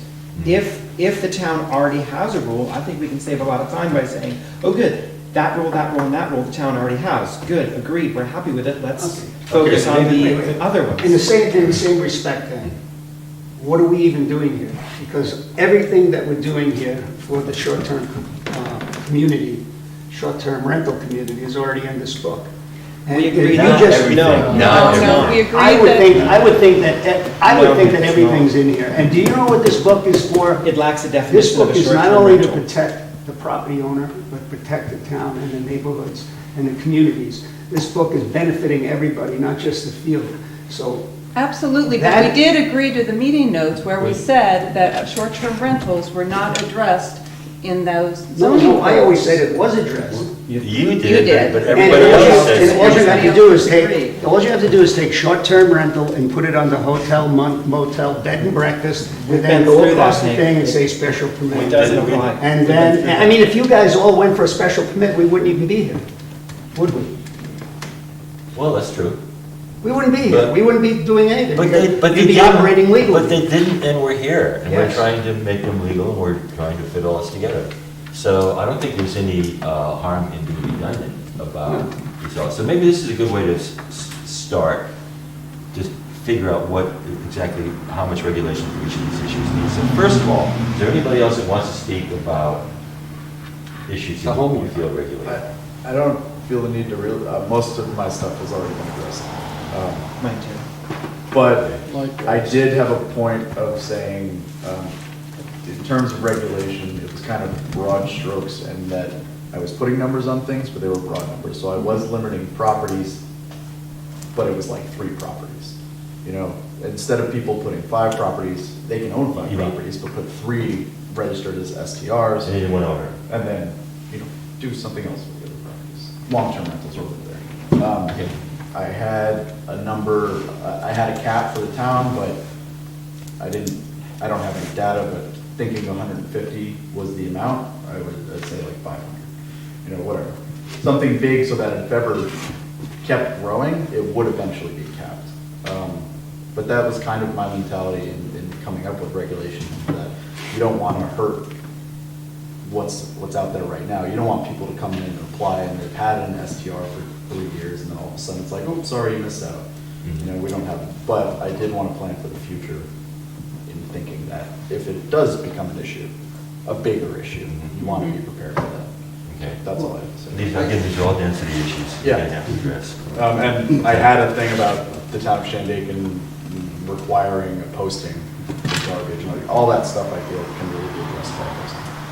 Like garbage and noise. By posting Yeah. in on property. Right, exactly. On property. Okay. You know, all those garbage and noise things, they're all just common sense issues. I mean, Right. that's not, you know, I think we should be down the road, kicking the can down the road a little further than the common sense issues and kind of get to the meat of what we're really here for. That's why I And try and get through it the best we possibly can. Sure. And, you know, and like James says, you know, he lives in Kingston, but we can't regulate just for the model that you have because you live in Kingston. We have to regulate for what we think is best for this community and not just an individual or a few or, you know, we've got to look at the whole picture. Absolutely. So when you see this, you're our fearless leader, what's the next meeting about? Might be a fearful leader, I don't know, but, so, I was gonna ask you guys that question. I think we got to regulate it. I think we, That's where we're at. I mean, I think we could discuss this like forever. I think the next meeting, we've got to come up with some specific regulations. But the first question is, what is it we're gonna regulate? So, Well, you know, that thing that Ralph sent out today, it said you should start with objectives. When I was in advertising, for every pitch we made to a client, we come up with objectives. I don't know, did you like the way they said, come up with some objectives of what you're Yeah, trying to I regulate? Before you, that way if you come up with a regulation, you could litmus test it against what the objective is. Did That's anyone, what I think our four big ideas are. yeah, I think we've done that tonight. We've already done that. So did far. anyone look at the link? I saw- I read the link. Yeah, I read it a long time ago. I don't think it's so prejudiced against short-term home ownership. They bring up some positives and some negatives, all of which were factual, I thought. Or maybe not factual, but some were conjectural. Legitimate. Legitimate concerns. They didn't have very many positive legitimate things, but they had a lot of negative legitimate things in it. Well, But I don't we think- don't have I an don't- answer for it. There was a lot of good ideas in it, and I if you don't start. think the communities are getting into regulating this over the positive.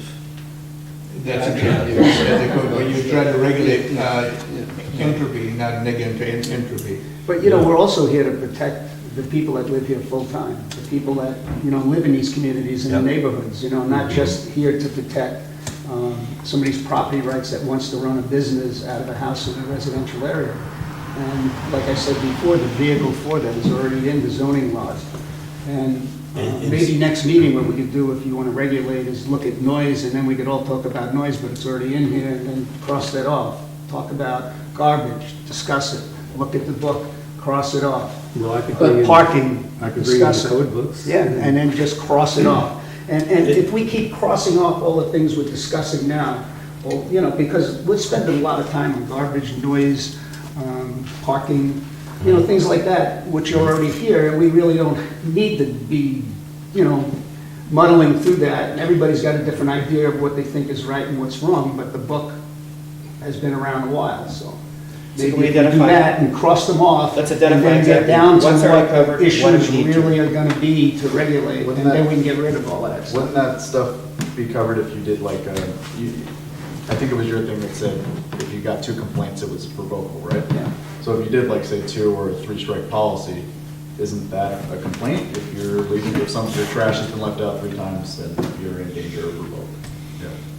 Yeah, I mean, the number, that's just a number. I mean, a number could be anything. I mean, you gotta come up with some sort of, Right, but I think some those sort of are all- spreadsheet to like look at. But if those are all viable complaints, you don't even really have to address them in the regulations, you just say complaints, legitimate complaints. Yeah, legitimate. I mean, you just can't pull, if the committee goes with operating licenses, you just can't pull somebody's license because the neighbor doesn't like them and says, well, the guy parks in the street, or, you know, he does this, or he does that. I mean, they gotta be verified complaints that really affect the community in that particular area. You have to have a documentation process by which a complaint is legitimized.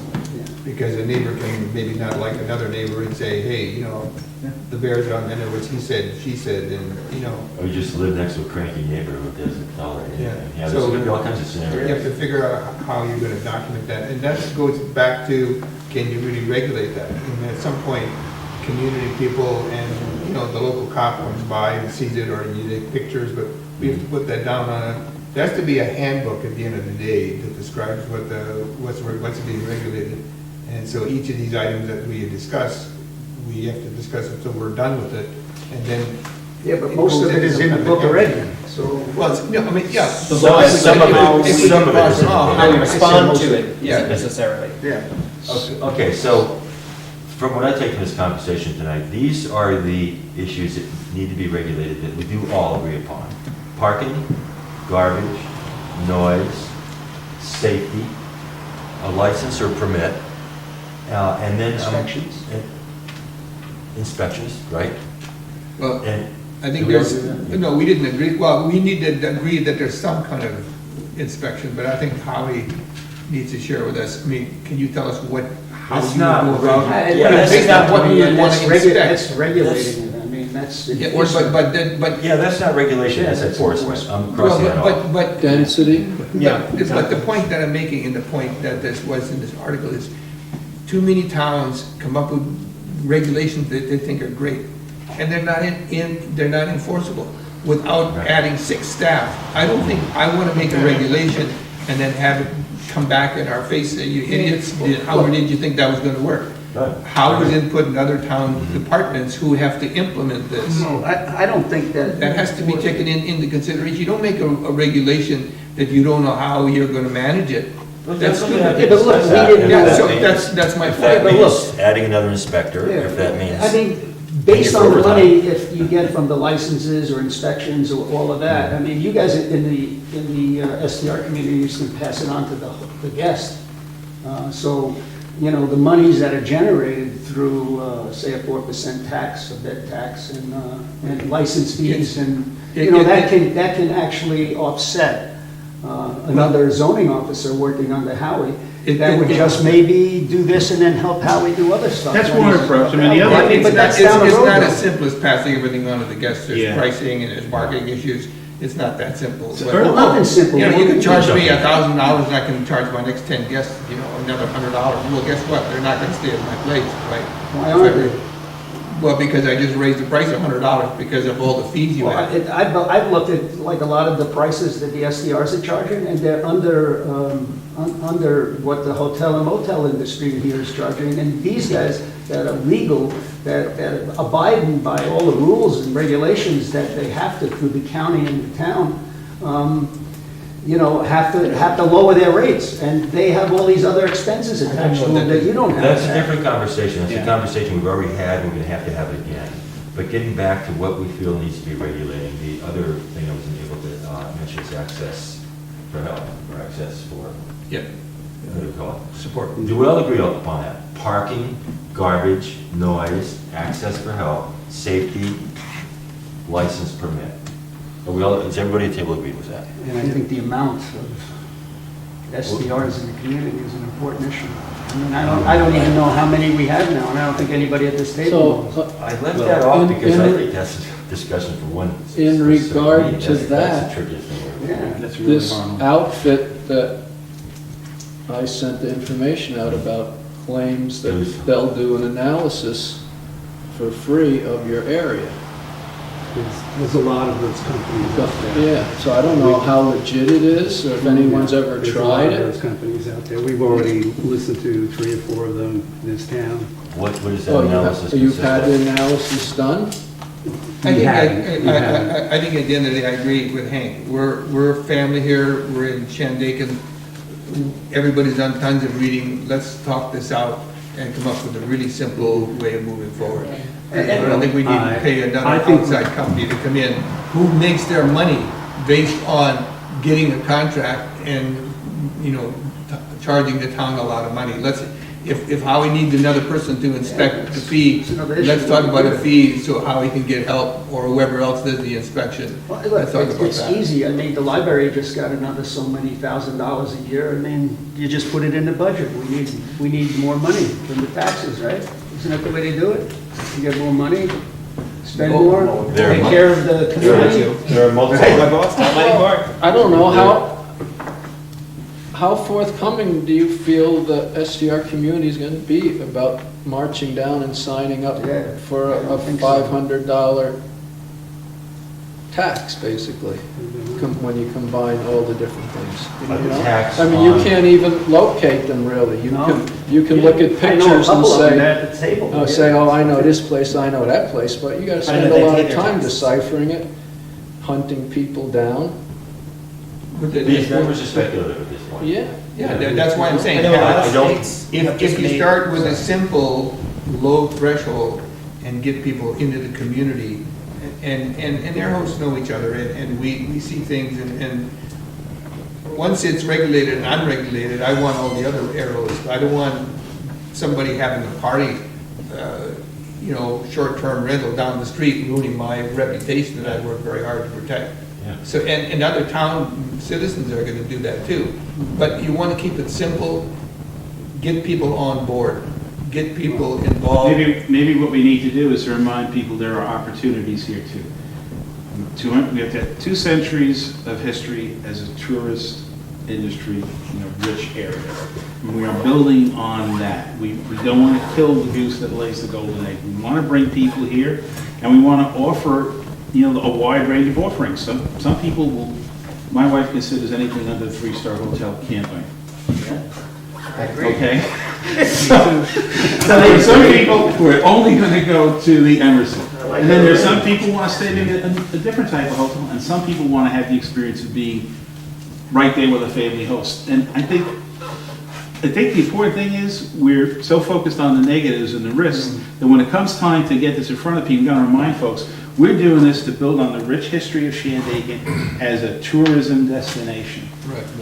As a guest, I would want to know that there are safety regulations in effect. Absolutely. If there's a fire in the fireplace, I know how to put it out, If I have to evacuate on the short term, I know where the exit is, I know where to park, I think we're enhancing the business model, not. I'd like to say again, though, I think that we should not be followers, we should be leaders. And we should look at, our community is unique in its own self. I'd like to address that. And I'd like to address that. First of all, I'm trying to get as much information as I can from everybody. Yeah. I'm not saying, this is the lockbox of our information. My mental attitude is to get as much information as you can from everybody you can, analyze it, criticize it, make your own decisions, determine the value of the source of that information, apply your own value systems, apply your own philosophy, make your own decision, and stick by it. I agree. And so that's what I'm trying to get as much information from as Yeah, many communities as I can. No. And also, let me say, I'm hearing from other communities that they are looking at us as a leader. I don't see us as following anybody, frankly. Well, what I hear at the table a lot is Woodstock and, things like that. Woodstock's already been There's through a lot of this, and communities, we're but- not reinventing the No, wheel. no. We're looking at But I'm to improve on the The wheel. point I'm trying to make is that other communities have started with this STR stuff long before I think so, Woodstock yeah. had it, or, Not today. it affected those areas. Right. And they found out, as time went on, that the things that they regulated really weren't good for them. And now they're trying to re-regulate what they regulated, and they didn't realize the amount of short-term rentals that they had in their community, and it was growing like crazy, and their communities were turning into a hotel zone. That's why we're clever, I think, going with the licensing way as opposed to zoning. Yeah, please.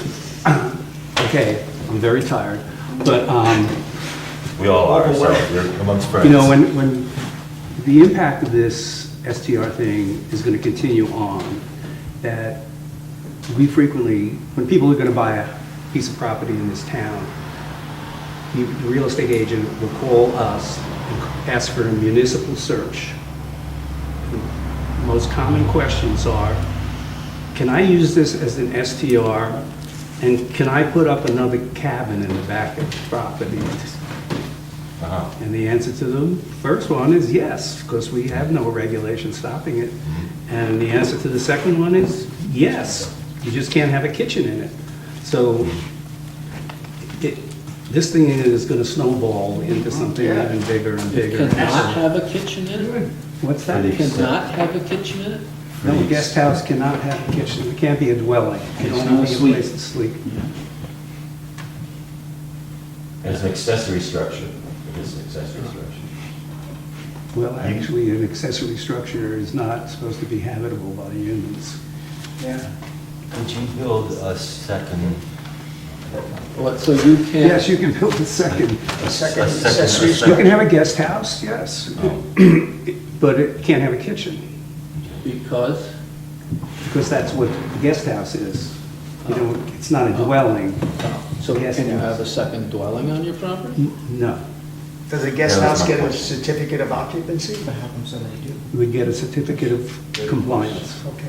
Can a I know cottage have there's a lot of kitchen? properties in Shandaken that have, I mean, That's not me, it's everybody. well, how many buildings? You can't have two dwellings on one For parcel. what? For So whether it be a accommodations? cottage or a guest house or a cabin or, Single family. Okay.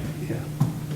But there are a lot of exceptions existing that. Well, there are a maybe lot of predated. pre-existing non-conforming, Yeah. yes. Anything before 1976. So I know well that, something, yes. something like that wouldn't make much of a short-term rental then, without a Well, kitchen. most short-term rentals are not providing food. No, a kitchen. What is it, what is and is not a kitchen?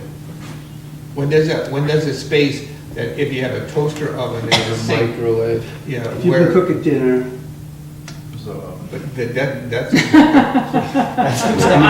nowadays all you need is a I could cook a dinner in my microwave. dorm room, but, is it like a one burner stove versus a 5 burner stove, or is it, No, I think if you got an open flame, So you Electric have, coil? Krista, you have a second dwelling with a kitchen? kitchenette.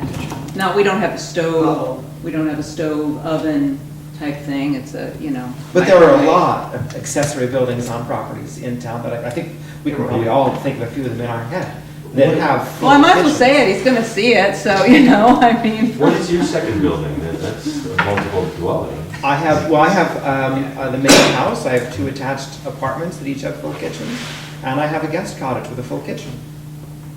You're pre-existing non-conforming. Exactly, pre-existing non-conforming. Oh, yeah, no, we're that too. Yeah, yeah, you're pre-existing. That's right, it was before 7, okay. Okay, so how do we proceed? You know, I've listed 1, 2, 3, 4, 5, 6 obvious regulatory issues that we've agreed need regulation. How do we proceed?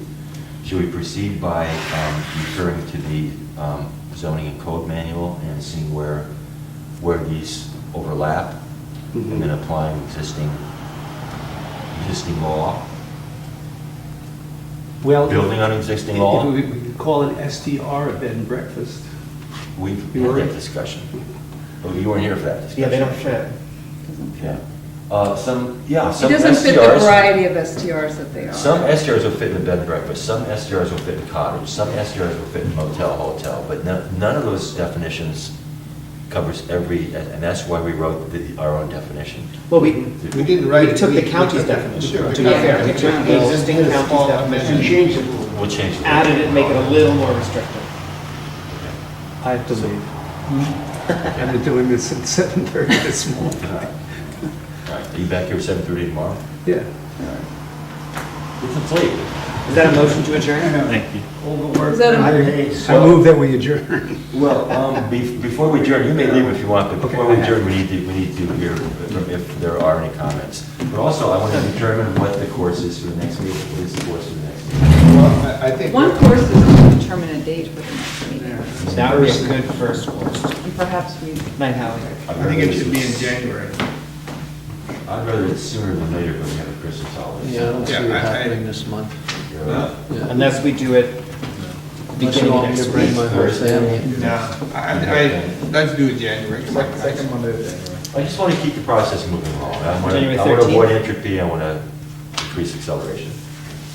January, Second Monday. in January. Kevin has proposed January 13th. okay, so that's over a month away. We do want to keep this, I think we all agree we want to keep this process moving along. Yeah, we're moving. There is a conclusion. We're to this moving in the right process. direction now, and I Okay, think so, that so here's my recommendation, Mark. we start with some easy things like garbage, noise and stuff, those, like, we already have a bunch of that stuff. And then I think we do that in January to get our feet wet with quote-unquote, what you're calling regulating. And then we should get to the sticky wickets, which is, you know, the density issues. I'm not happy with some of the, like, depending on where the configuration, this whole thing about density is a complicated issue. So rather than wait till the end on that, I think after we kind of do make a few, you know, determinations and kind of get, we're starting to work on a list and cross things off, then let's tackle some of the big ones. I think the biggest thing is going to be the density issue. Yeah, I think the density issue, I mean, it seemed to be an issue with a number of you guys, so, you know. So we want to have 2 meetings in January? Should we do the 13th and 27th? So just with, you know, a week in between? Or the 6th and 20th? Those are both. No, the 27th is a, oh no, that's Wednesday. Yeah, that Monday's free. Is it Monday's free, January the 27th, Monday? I would rather do the first and second Monday, just to keep. Well, the first Monday's already taken, the board. That's, oh, right, That's yeah, the town. first Monday's not Yeah. available. Okay, 13th and 27th, everybody agreeable with that? Yeah. Okay. Can you note that, or do you want me to call you? No, I remember. Okay. 13th. The 2nd and 4th. She's got it on tape too. She could. I mean, the only other thing I would add in addition to those issues is, do we want to create types?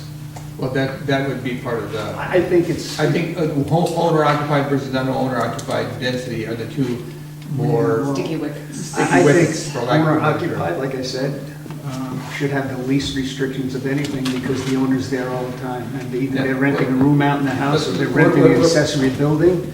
You know, they're there and they can. Hank, we're trying to adjourn, pick dates to moving, well, that's not. Well, you always talk. I just wanted to talk too. I mean, don't I get an opportunity to? Yeah, Well, you yeah, have on to. January 13th, we'll give you 5 minutes right up front. 5 minutes.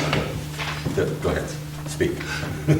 I think that what James said is good. I think that the 2 meeting dates are fine. I think that the way we're going to proceed with the next meeting is fine, you know, getting rid of the overlapping issues. And Okay, then get into the things that really have to be worked out and discussed. I'm really sorry. Go I ahead. have one thing to say. I don't know how many of you have Amazon Prime. There is a documentary on Amazon Prime with a very misleading title called Airbnb Nightmare. The first, I think it's similar to something you were talking about. There's a lot of people talking about how awesome Airbnb is, or STRs, and how it's changed their lives. It is about Airbnb in particular.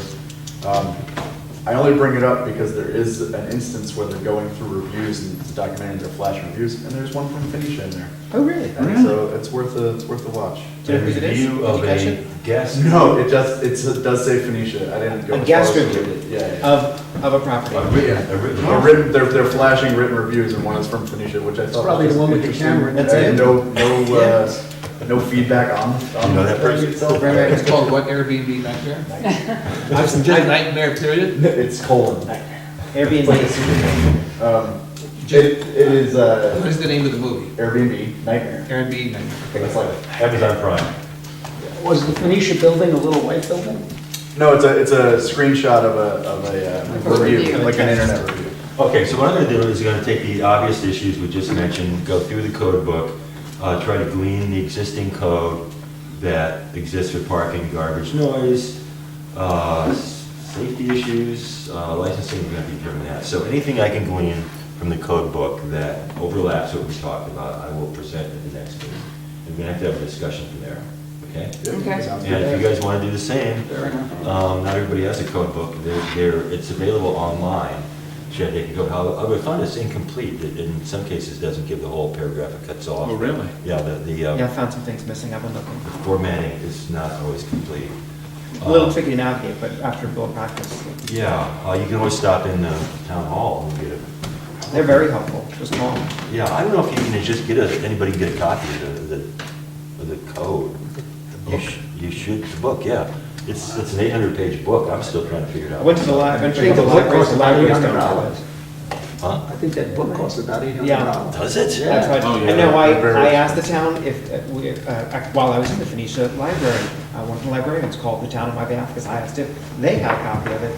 And the librarian immediately called town hall and was told that, no, they don't have a printed copy that's available. The online copy is what's available to us unless You somehow managed to get one. They're very Mysterious gentleman. Well, the point is, you guys are welcome to peruse the zoning and building code if you want. Good luck. Interesting reading. It's I fascinating. wouldn't exactly recommend bedtime reading of Paul's Lake Broadway, but it is, it's lengthy. So, all right, so we'll be prepared to do all this for the next meeting, January 13th, 7 o'clock here. So before we adjourn, we're going to ask for comments from the audience. Any comments out there? I got one. Short. Sir? Okay. Yes. So I noticed you were talking about how to research where how many Airbnbs are in town. The county had initially hired a company to do just that. And as far as I know, they're still working with a company to continue their research on the internet and look for ads. And that's how they get their figures. Who was that company? I don't know the name of the company, but that the county is not doing it on their own. They're hiring somebody to do their research. So the Okay. the county's breaking it down by township though? Maybe this is where you got the. Yeah, the county is the one that told This was last the year. This town one's 28. what the number was that they That's have last for year. that day. Got it. Oh. That figure that I gave was from that. That's what, article. Yeah. that's what. Yeah. And Ulster When County, was this, Ulster though? County made the decision not to go with what the platforms report, but to go with Right. this data scrubbing entity, which is trying to, because that's how they were able to mail out and get people to start paying the bid tax. So it's not totally, I mean, there's obviously a certain number of people under the radar, but I don't think there's very many, frankly. I don't think it's 1,500. What was this, the company that? No, I don't remember the name of the company. I don't know if they're still with the same original company. But their intention was not to have that be a one-shot I'll show you documentation. survey, but a ongoing Yeah. investigation, so that their numbers would be as close as they could be. Yeah, I mean, we're gonna, with that data from the county and our communications to our citizens, we'll be able to figure it out. Yeah, Yeah. we're good close, if not. Yeah, I think it's a ballpark figure. Right. Anybody else? Mr. Riccardello? These regulations kind of scare me a little bit that you want to put in. I remember when we opened the restaurant and hotel with my father, mother, and myself. My brother was only 10 years old. And there were 7 empty buildings on Main Street, and half the houses were empty. There was nobody here. And now everybody's worried about a few people, because that's our economic engine as far as I'm concerned. I've never seen anything like it. It brings a lot of people in. We don't want to hear about Woodstock. Woodstock is totally different. They have different ideas. And we're lucky to have these people coming up here right now. And you don't want to lose them. You know, Bel Air's nice. It's only 3 months. And that's over with. But today, as a matter of fact, right across the street from me, there are 3 people who stayed over the weekend in the rain. They're staying. In the summertime, I was out on the porch I never heard of anything. There was no noise. Okay. I don't understand why all the hubbub about this. Because everybody has their own individual experiences, and there are people who've had negative experiences. My You've had a positive dad, experience. my dad used to have a saying, knife and a fork, you can't eat the mountains. You gotta be Mandrake the magician to make a living up here. Yeah, There's you're no totally money. right. Yeah. Let me ask you, in your mind, has the short-term rental phenomena increased property values? Absolutely. By how much, you think? Oh, God, a 10%. house on Tremper Avenue, very small house, but they put a bathroom upstairs. The woman was an absentee. She made supposedly $35,000 the year before last. Sold it for $278,000. I sold it years ago. I think I got $42,000. But, you know, and it's a very small lot, postage stamp lot. By the way, in the hamlet of Phoenicia, half-acre lots with the water. You can get away with that. But it doesn't hurt anybody. It helps everybody. I mean, you want to see all the carpenters, plumbers, electricians in town. Firewood. Randy Ostrander was telling me he's selling more firewood than he ever did. It helps everybody except the 27-year-old kid that wants to buy a $35,000 house. Was that you? I know No, I- 2 people that bought $35,000 houses recently. need a lot of work on them, but they're out there. They're out there. Okay. Okay. You wanna buy one? Use it. No, I'm good. Sir, anything to say? Yeah, I'd like to share a couple of things. I mean, you guys have your work cut out for you. There's a lot of issues that clearly are going to be, further working through here. I think some of the ideas, first of all, I want to say that essentially everything that Rick has said about the general significance of this phenomena, I completely concur with. That this has been Wow, you economically. agree with me? We have that on tape. He's the only person in all of Next time we sit together. Look, Ralphie, I think that knife and fork story. it's important that the committee is doing the job that it's doing now, and that we are seeking to, put together cogent regulations that are going to work for Shandaken. I think, by the way, share your view of Woodstock's regulation of this entirely, Rick. I think Woodstock's regulation of this phenomenon is really disgraceful.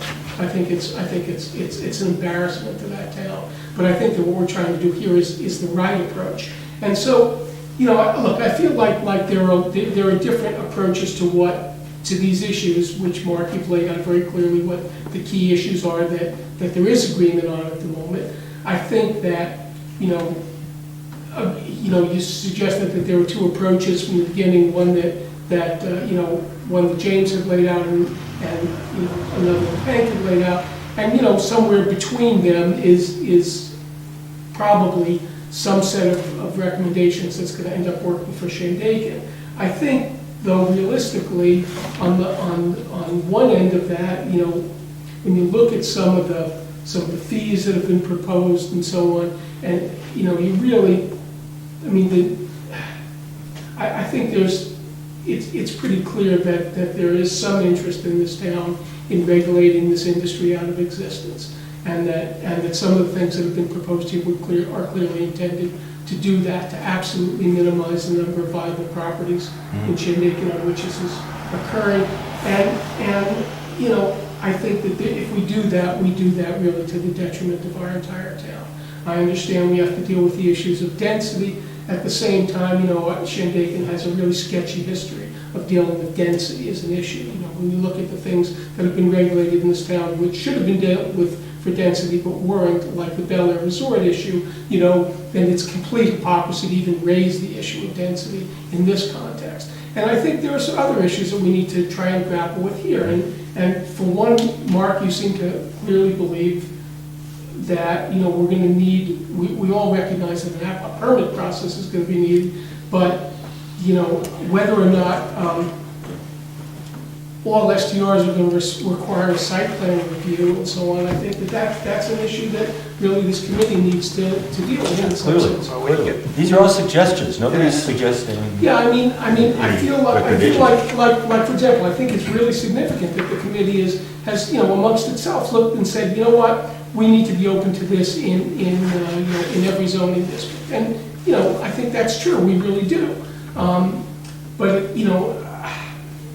I just feel like, look, I like the way that the committee is approaching what's going on here. I think we need to be really careful, because it's really easy to think that we need regulations. I like the way that we're that the committee is trying to pare down the number of issues that are genuinely contentious. I think, dealing with the garbage issue and, some of the basic safety issues, we all understand that these things are required. I think James has a really good idea in terms of just like getting everything, getting a system set up quickly, small fee, simple procedure, submit, have the people submit things so that you really know who your people are who are actually doing this. I think that's a really good part of the collective approach that's going on here, at least in terms of the way you're all talking about it, as opposed to waiting for some more exhaustive system to come together and put everything together at once. I think just getting the registration system up and going is going to be like meaningful. And I don't know. I feel like everybody's on the right track here. We just need to be sensitive about what it is. What's the real problem that we're trying to solve? I understand if there's 2 or 3 places in Shandaken that I'm aware of where this might be an issue with respect to density.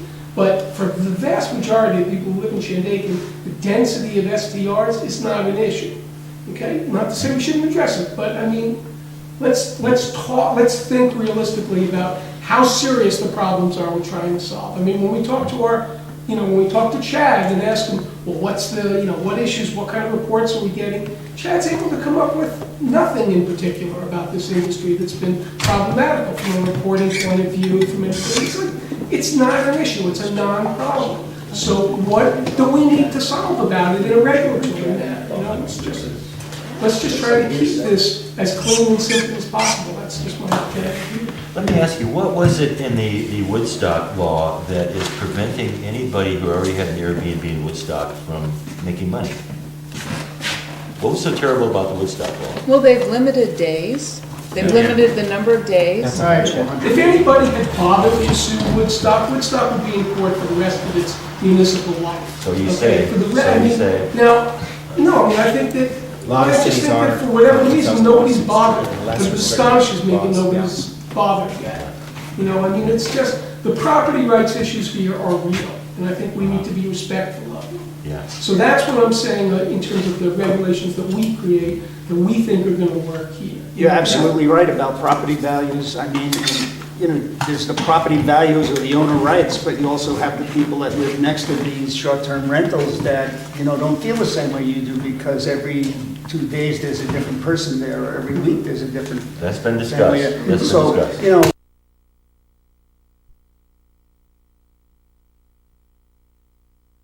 Actually feeling and living through if there's a lot of short-term rentals around them, and maybe they've had, some bad experiences, so, that's Understood.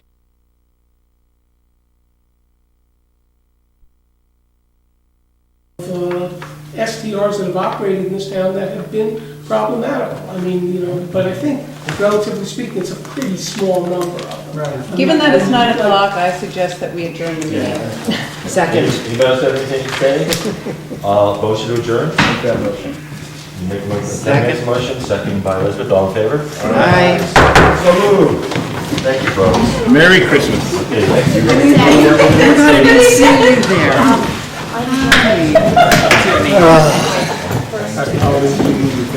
Thank you, Jane, same to you. Hey, Rick. I know nothing about it. I haven't heard anything.